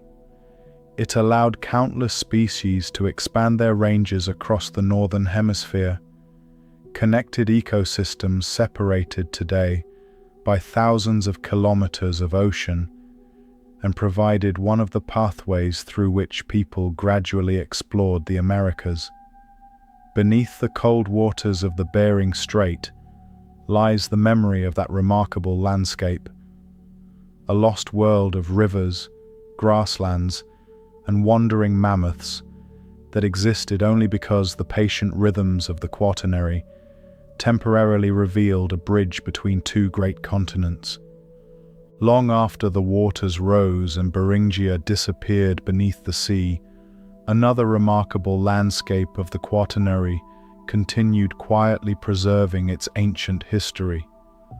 Across the far northern regions of Siberia, Alaska, and northern Canada, the ground itself remained frozen throughout the year. This permanently frozen layer, known as permafrost, became one of nature's greatest time capsules. Unlike ordinary soil that warms each summer before freezing again during winter, permafrost can remain frozen continuously for thousands, and in some places even hundreds of thousands, of years. Locked within that frozen ground are extraordinary reminders of the Ice Age, preserved with a level of detail rarely found anywhere else on Earth. To someone standing upon the tundra during the height of summer, the landscape might appear surprisingly ordinary. Hardy grasses sway gently in the breeze, patches of colorful wildflowers brighten the ground, and small streams wind quietly across the open plain beneath an endless northern sky. Yet only a short distance below the surface, the soil remains frozen solid. During the brief summer, only the uppermost layer thaws enough for plants to grow. Their roots spread through this shallow layer before meeting the permanently frozen ground beneath. As autumn returns, the surface freezes once again, preserving everything that has become buried within it. Because the frozen ground slows the work of bacteria and other organisms responsible for decay, plants and animals can remain astonishingly well preserved for unimaginable lengths of time.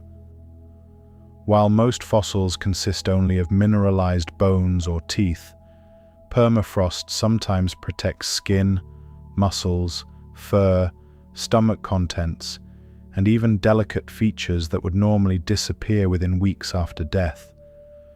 Rather than imagining how these animals may have looked, researchers have been able to examine the actual color of their hair, the texture of their skin, and even traces of the last meals they consumed before they died. One of the most famous discoveries occurred when the frozen remains of a young mammoth calf emerged from melting permafrost in Siberia. The calf had lain undisturbed for tens of thousands of years, protected by the cold, almost as though it had been resting beneath the ground. Its trunk, ears, skin, and even tiny eyelashes remained remarkably intact. Scientists carefully examined every part of the animal, learning not only about mammoth anatomy, but also about the environment in which it had lived. The pollen preserved within its digestive system revealed the types of plants growing across the surrounding landscape, while chemical studies provided clues about the water it drank and the climate it experienced. Each new discovery preserved within permafrost offers another quiet glimpse into the daily life of the Quaternary. Seeds buried beside ancient plants sometimes remain so well preserved that scientists can identify the exact species growing upon the mammoth steppe. Fragments of moss still display their delicate leaves. Beetles, insects, and even tiny grains of pollen survive in remarkable condition, allowing researchers to reconstruct entire ecosystems with surprising accuracy. The frozen ground has also preserved the footprints of ancient animals in some remarkable places. Mammoths, bison, horses, wolves, and humans occasionally crossed soft, muddy ground that later froze before wind or rain could erase their tracks. Thousands of years later, those footprints still reveal details of their movements. A mammoth herd may be seen traveling together, with the smallest footprints safely surrounded by the larger prints of adults. Elsewhere, the tracks of wolves follow behind grazing animals before gradually disappearing into the distance. These silent impressions capture moments that lasted only a few minutes, yet have survived for thousands of years beneath the patient protection of the frozen earth. Even the air of the Quaternary has, in a sense, been preserved. Tiny bubbles trapped inside ancient ice and frozen soil contain minute samples of the atmosphere from long ago. Scientists carefully analyze these trapped gases to understand how the composition of the atmosphere changed during different stages of the ice ages. Combined with evidence from pollen, fossils, lake sediments, and ice cores, these ancient pockets of air help build an increasingly detailed picture of the world inhabited by mammoths and early humans. Every discovery adds another gentle brushstroke to an enormous landscape that scientists continue revealing piece by piece. Yet permafrost is more than a scientific archive. It is also part of a living northern ecosystem. Reindeer continue migrating across these frozen lands. Arctic foxes search for food beneath the wide northern sky. Snowy owls hunt silently across the tundra, and countless migratory birds arrive each summer to raise their young during the season of almost endless daylight. In many places, the modern Arctic still carries echoes of the Quaternary. Although the mammoths are gone, the rhythm of life across these northern landscapes remains surprisingly familiar, shaped by seasons that have changed very little over thousands of years. Standing quietly upon the tundra as evening approaches, it is easy to imagine the Ice Age world lingering just beyond sight. The wind moves gently through the grasses. Distant hills glow beneath the soft northern light, and somewhere beneath the frozen ground rests another perfectly preserved fragment of the Quaternary, waiting patiently for the day it may once again see the sunlight. The permafrost asks for no attention and reveals its secrets only rarely, yet it continues safeguarding one of the most remarkable records of Earth's recent past, allowing the quiet world of mammoths, glaciers, and endless northern plains to remain closer to us than we might ever have imagined.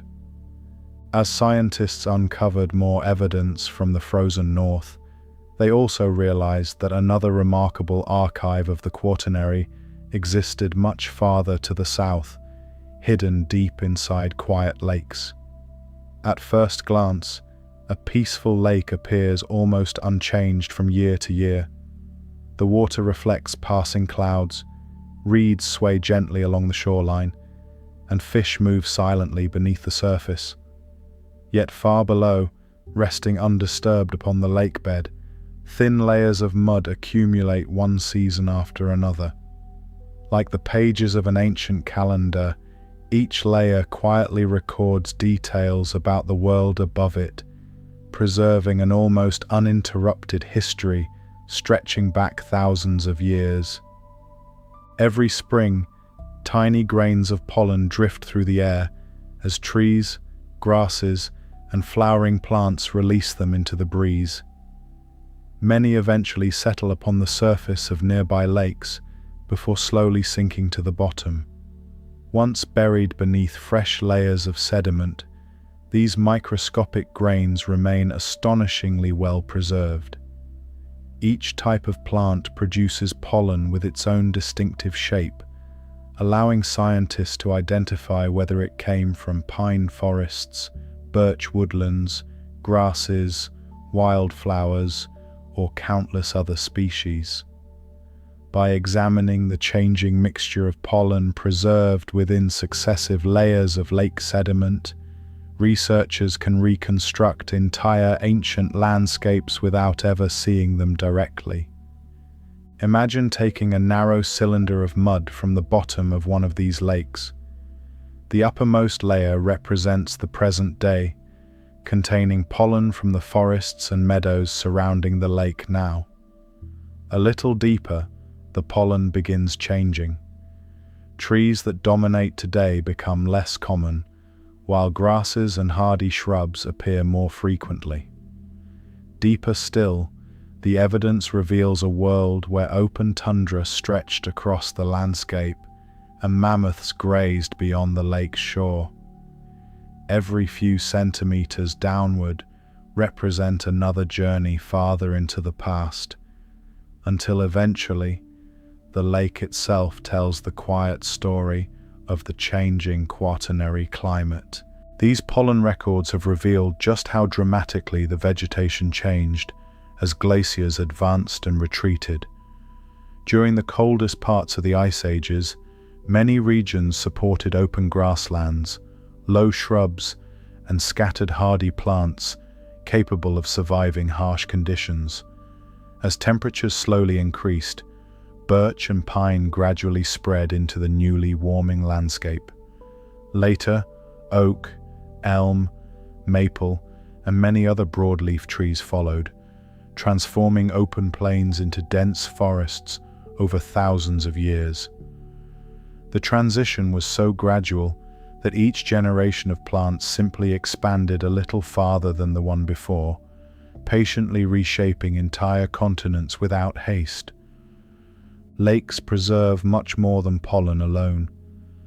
Tiny fragments of charcoal settle onto the lake bed after natural forest fires, allowing scientists to estimate how often fires occurred throughout different periods of the Quaternary. The shells of microscopic aquatic organisms reveal changes in water temperature, while grains of sand and clay carried into the lake by streams reflect shifts in rainfall and erosion. Even volcanic eruptions, occurring hundreds or sometimes thousands of kilometers away, can leave thin layers of ash that settle quietly across the lake surface before becoming part of the growing sediment record. Together, these countless small clues allow researchers to reconstruct an astonishingly detailed picture of environments that disappeared long ago. One of the most fascinating discoveries from lake sediments is just how quickly some ecosystems responded once conditions became favorable. After glaciers retreated, seeds carried by the wind, birds, and flowing water gradually reached the newly exposed ground. Hardy mosses and grasses appeared first, followed by shrubs that stabilized the soil and provided shelter for insects and small animals. Young forests slowly spread outward year after year, creating habitats for birds, mammals, and countless other forms of life. Looking at the pollen preserved within lake sediments, scientists can watch this transformation unfold almost century by century, revealing nature's remarkable ability to recover following even the most dramatic environmental changes. These quiet lakes also remind us that the Quaternary was experienced differently from one place to another. While mammoths wandered open grasslands in one region, dense forests may have flourished farther south. Some lakes recorded long cold periods dominated by tundra vegetation, while others preserve evidence of repeated expansions and retreats of woodland. Together, These records show that the Earth was never uniform during the ice ages. It remained a rich mosaic of different environments, each responding in its own way to the slow rhythm of changing climate. Standing beside one of these peaceful lakes today, there is little to suggest the extraordinary history resting beneath its still waters. Dragonflies skim gently across the surface, reeds whisper in the breeze, and birds call softly from the surrounding trees. Yet beneath the mud at the bottom lies an unbroken memory, reaching back through thousands of years. Every grain of pollen, every tiny fragment of charcoal, every layer of fine sediment quietly preserves another season from the Quaternary, waiting patiently for someone to read its story. The more scientists study these natural archives, the more they appreciate that the ice ages cannot be understood from fossils alone. Each source contributes a different voice to the same remarkable history. Together, they allow us to see the Quaternary not simply as an age of cold, but as a living world of continual change, where every season left behind a small memory, patiently preserved for thousands of years beneath the calm surface of a quiet lake. Another of the Quaternary's most beautiful creations can be found along the coastlines of northern Europe, New Zealand, Canada, Chile, and a handful of other places where mountains meet the sea. These are the great fjords, long narrow inlets bordered by towering cliffs that rise almost straight from the water. To someone seeing a fjord for the first time, it is easy to imagine that such dramatic landscapes were carved by rivers over countless ages. Rivers certainly shaped many valleys throughout Earth's history, but the deep, steep-sided fjords owe their existence largely to the patient work of glaciers during the Quaternary. Long before seawater filled these valleys, they carried immense rivers of ice flowing steadily from high mountain ranges towards the lower land beyond. Unlike flowing water, which usually cuts narrow V-shaped valleys, glaciers behave differently because they occupy the entire width of a valley. As the ice slowly advances, it presses against the valley floor and both side walls at the same time. Rocks frozen into the base of the glacier scrape against the bedrock like giant sheets of sandpaper, gradually widening and deepening the valley with every passing century. Although the movement remains almost impossible to notice during a single lifetime, thousands of years of steady pressure reshape the mountains in extraordinary ways. Standing beside one of these glaciers during the height of the Quaternary would have been an unforgettable experience. The valley below would have been completely filled with ice, stretching from one mountainside to the other. Only the highest peaks would remain visible above the frozen surface, appearing like rocky islands rising from an endless white sea. Snow continued falling across the upper slopes each winter, gradually compressing into fresh layers of ice that fed the glacier below. As the glacier descended through the valley, it carried with it countless fragments of rock collected from the surrounding mountains. Some were no larger than grains of sand, while others were enormous boulders weighing many tons. Trapped within the moving ice, these rocks became powerful tools that slowly ground away the valley beneath them. The process was incredibly slow, yet astonishingly effective. When the climate eventually warmed and the glaciers began retreating, these newly carved valleys remained behind as enormous empty channels extending towards the sea. Over many centuries, rising ocean levels gradually flooded the lower portions of the valleys, creating the magnificent fjords we admire today. Their waters often reach surprising depths because the glaciers carved far below the level of the surrounding sea before finally melting away. Some fjords descend hundreds of meters beneath the surface, creating underwater landscapes almost as dramatic as the towering cliffs rising above them. The cliffs surrounding many fjords appear almost impossibly steep. Waterfalls tumble from high plateaus, disappearing into narrow ribbons of mist before reaching the calm water below. Small forests cling to ledges where enough soil has collected for trees to grow, while seabirds circle overhead, riding gentle currents of air rising from the cliffs. On quiet mornings, the surface of the water becomes almost perfectly still, reflecting the mountains with such clarity that it can be difficult to distinguish where the landscape ends and its reflection begins. Fjords also provide sheltered waters where marine life flourishes. The steep mountains protect them from the strongest ocean winds, creating calm conditions that support fish, seals, porpoises, and countless seabirds. In some regions, whales enter these deep channels while following seasonal migrations along the coast.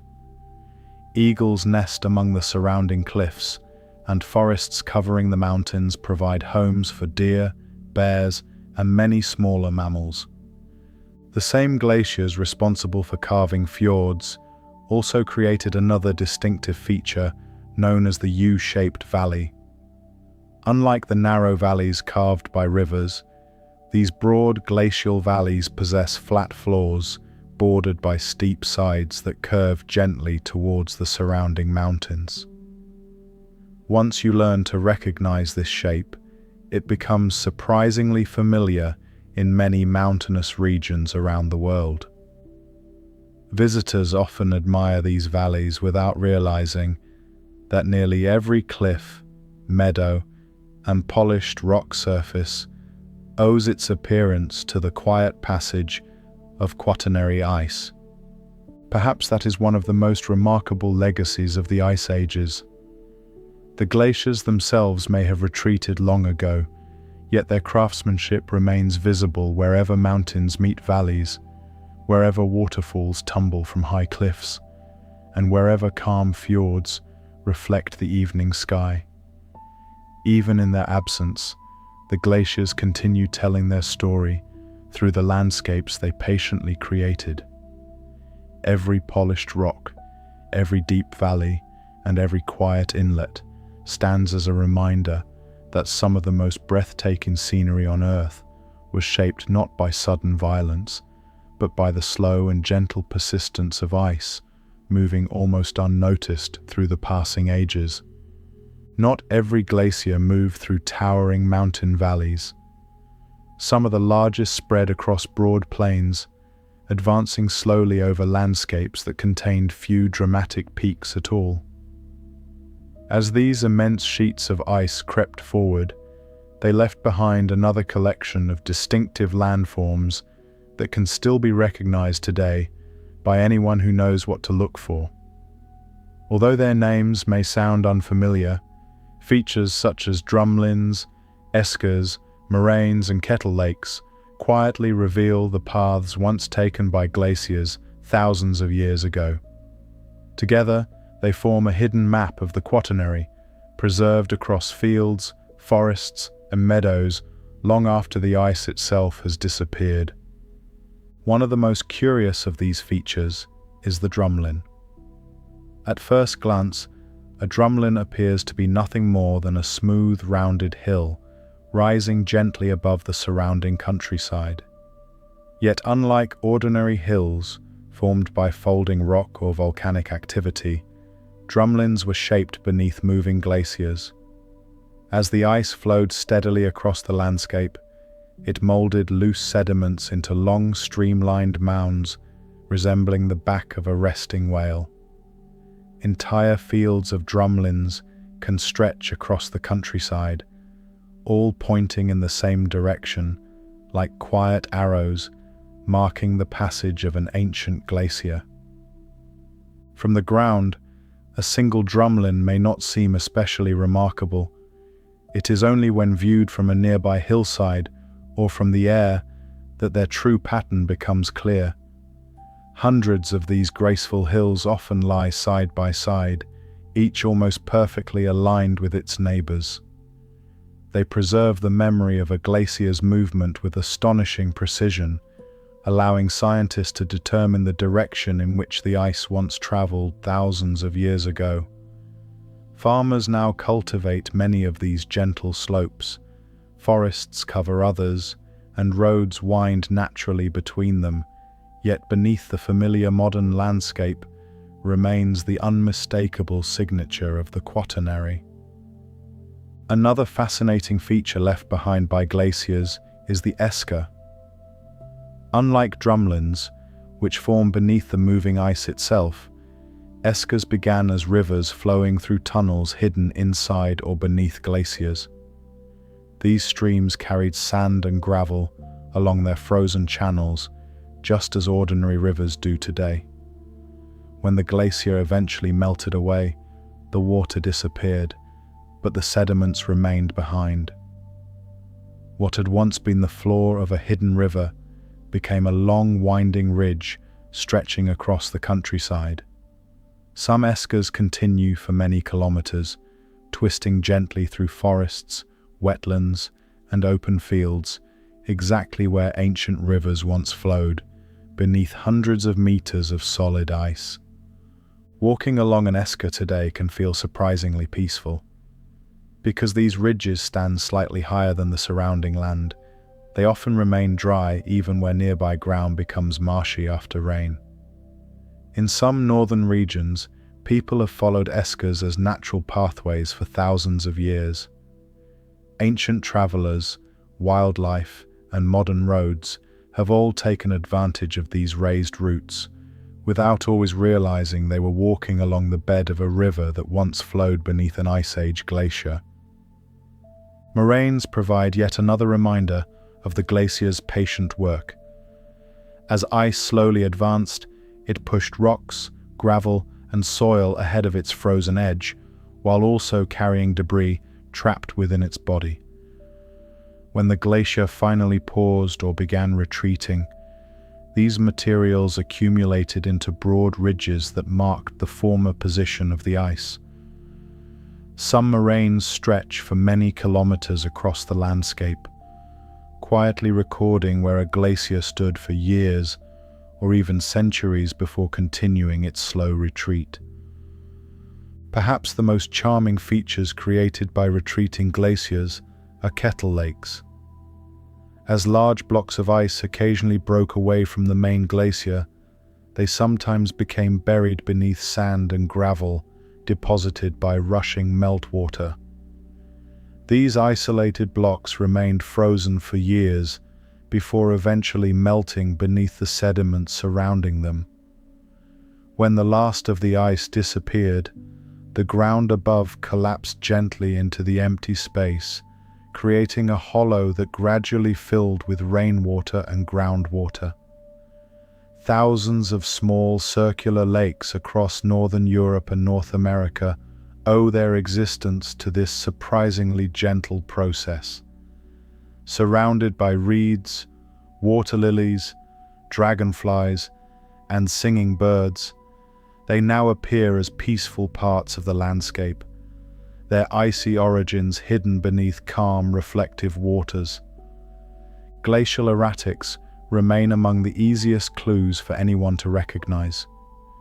These enormous boulders often rest alone in places where the surrounding rocks are completely different. Some traveled hundreds of kilometers trapped within moving glaciers before finally being lowered gently onto the landscape as the ice melted away. Imagine walking across an open meadow and discovering an immense granite boulder in a region made entirely of limestone. The explanation is not mysterious once the journey of the glacier is understood.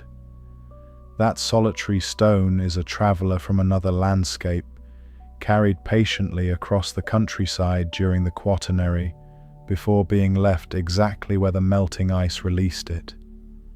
Collectively, These landforms transform ordinary scenery into a quiet record of deep time. A rounded hill, a winding gravel ridge, a peaceful pond, or an isolated boulder may seem unremarkable until their origins are understood. Suddenly, the landscape begins revealing an ancient story hidden in plain sight. Every hill points towards the path of moving ice. Every ridge marks a forgotten river flowing beneath a glacier. Every small lake remembers a buried block of ice that slowly melted away. The Quaternary did not simply leave behind spectacular glaciers and wandering mammoths. It quietly reshaped the land itself, leaving gentle clues that continue surrounding us today, waiting patiently for those who pause long enough to notice them.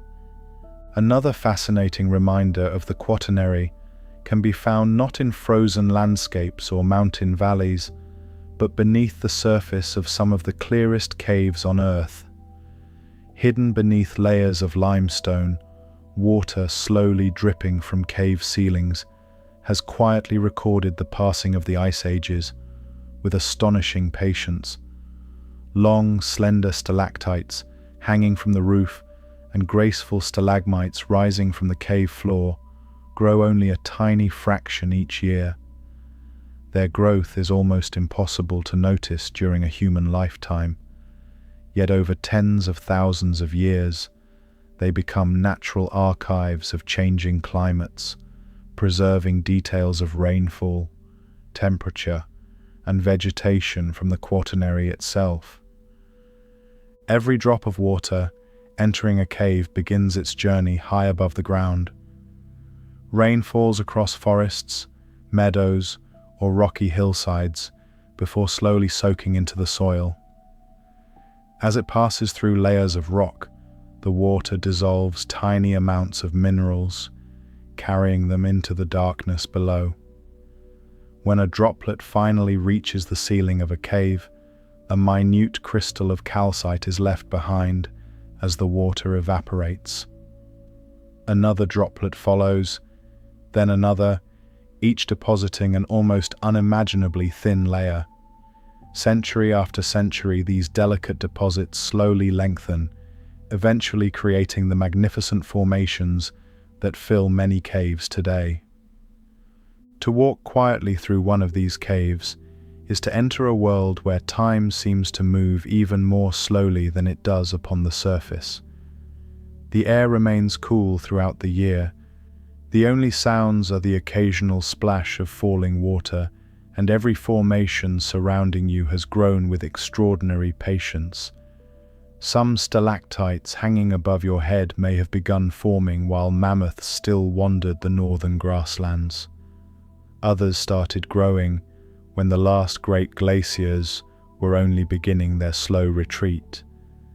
Each layer quietly preserves information about the climate outside at the moment it formed. Scientists have learned to study these formations much like they study tree rings or ice cores. Tiny changes in the chemistry of each layer reveal whether the climate above the cave was wetter or drier, warmer or cooler. During colder stages of the Quaternary, when glaciers covered vast regions of the northern hemisphere, rainfall patterns often differed greatly from those of warmer interglacial periods. The cave formations preserved these changes with remarkable accuracy, building a continuous record, one drop of water at a time. It is extraordinary to think that the gentle dripping heard inside a peaceful cave today has been quietly recording Earth's history for thousands upon thousands of years. Caves also offered valuable shelter throughout the Quaternary. Many animals sought protection within their entrances during harsh weather, while early humans occasionally used them as temporary homes or seasonal camps. The stable temperatures inside caves provided welcome relief from bitter winter winds, and their sheltered interiors preserved evidence that would have disappeared almost immediately in the open landscape. Layers of ash from ancient campfires, carefully shaped stone tools, animal bones, and even footprints have survived within caves for tens of thousands of years, allowing archaeologists to glimpse moments of everyday life from the Ice Age. Some caves contain another extraordinary treasure. Hidden deep within their chambers are paintings created by people who lived alongside mammoths, bison, horses, and woolly rhinoceroses. Using charcoal, mineral pigments, and careful observation, these artists covered the cave walls with images of the animals that shared their world. Many of the paintings display remarkable accuracy. The shape of a horse's neck, the curve of a mammoth's tusks, or the powerful shoulders of a bison were captured with a skill that still impresses visitors today.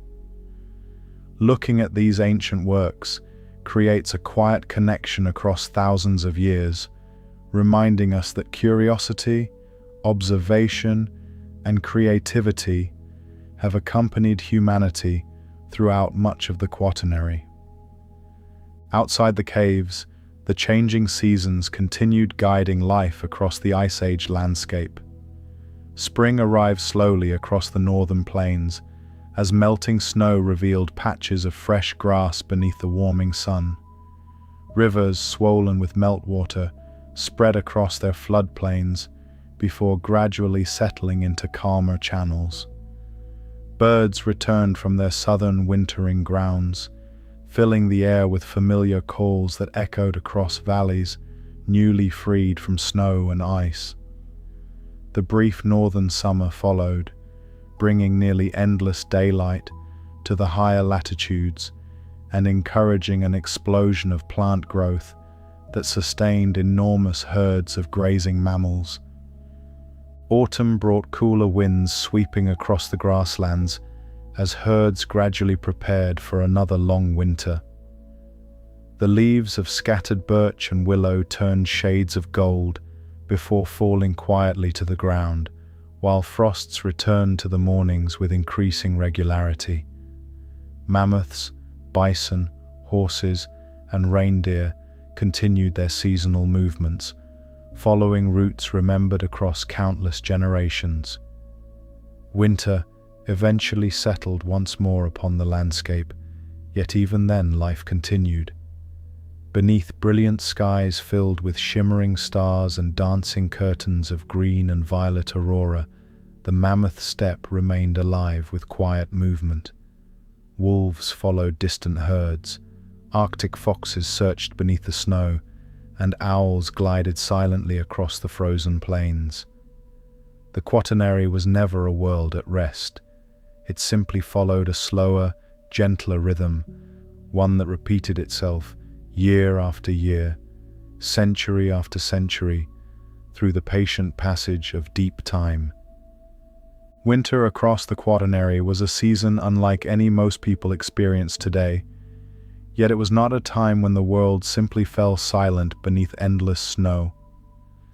The sun rose low above the horizon, casting long golden rays that stretched across frost-covered grasslands and sparkling fields of snow. Even at midday, the light retained the gentle quality of early morning or late afternoon, bathing the landscape in soft shades of silver, pale blue, and gold. The cold was undeniable, yet there was also a surprising beauty that filled the vast open spaces. For the great herds of mammoths, winter represented another familiar season rather than an unexpected hardship. Their thick coats trapped warm air close to the body, while dense layers of fat beneath the skin provided additional insulation against the freezing temperatures. Each day, the herds continued moving steadily across the grasslands, pausing wherever snow remained, shallow enough for food to be reached beneath it. Adult mammoths used their curved tusks to sweep snow aside before gathering the exposed grasses with their trunks. Younger calves watched closely, gradually learning the same skills that would sustain them throughout their own long lives. Survival depended not only upon physical strength, but also upon knowledge passed quietly from one generation to the next.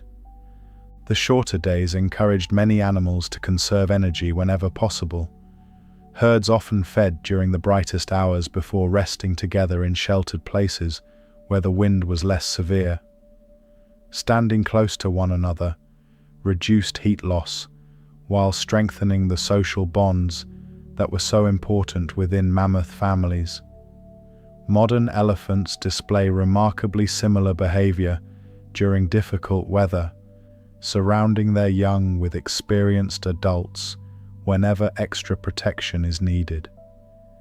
It is comforting to imagine that these quiet family moments, filled with gentle touches of trunks and patient watchfulness, have changed very little across thousands of generations.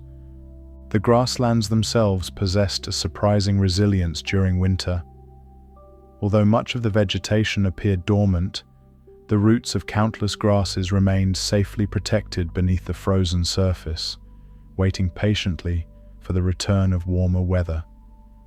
Seeds rested beneath the snow, preserved until spring sunlight and melting water encouraged fresh growth once again.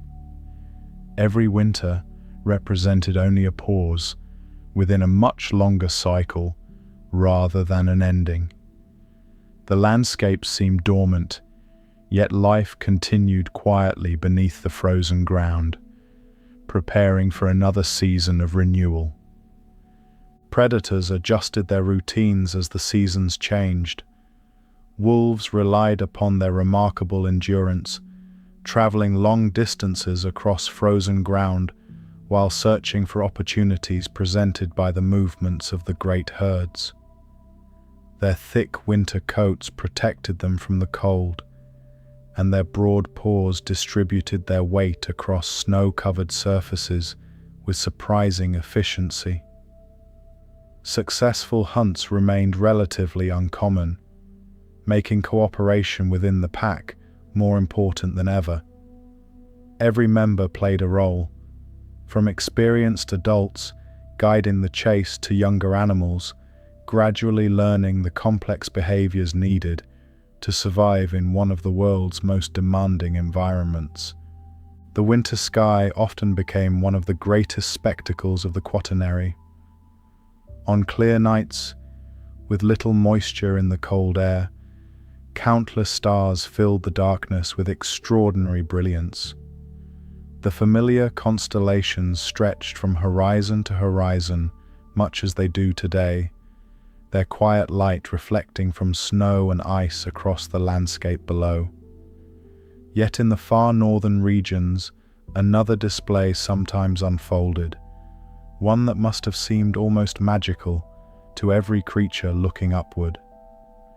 Curtains of green, violet, and crimson light shimmered silently across the heavens as the aurora danced above the frozen world. Today we understand that these beautiful displays occur when charged particles from the sun interact with the Earth's atmosphere near the magnetic poles. During the Quaternary, however, the aurora would simply have appeared as a mysterious and graceful movement of light spreading across the night sky. It produced no sound, only gentle waves and shifting ribbons that brightened before slowly fading once again. Few natural scenes could feel more peaceful than that. Even beneath the snow, life continued in remarkable ways. Small mammals such as voles and lemmings traveled through narrow tunnels hidden between the snow and the ground below. This protected space insulated them from the coldest winds while allowing them to continue feeding on grasses and seeds throughout much of the winter. Owls listened carefully for the faint sounds of movement beneath the snow before diving with astonishing accuracy, while Arctic foxes relied upon equally sensitive hearing to locate hidden prey.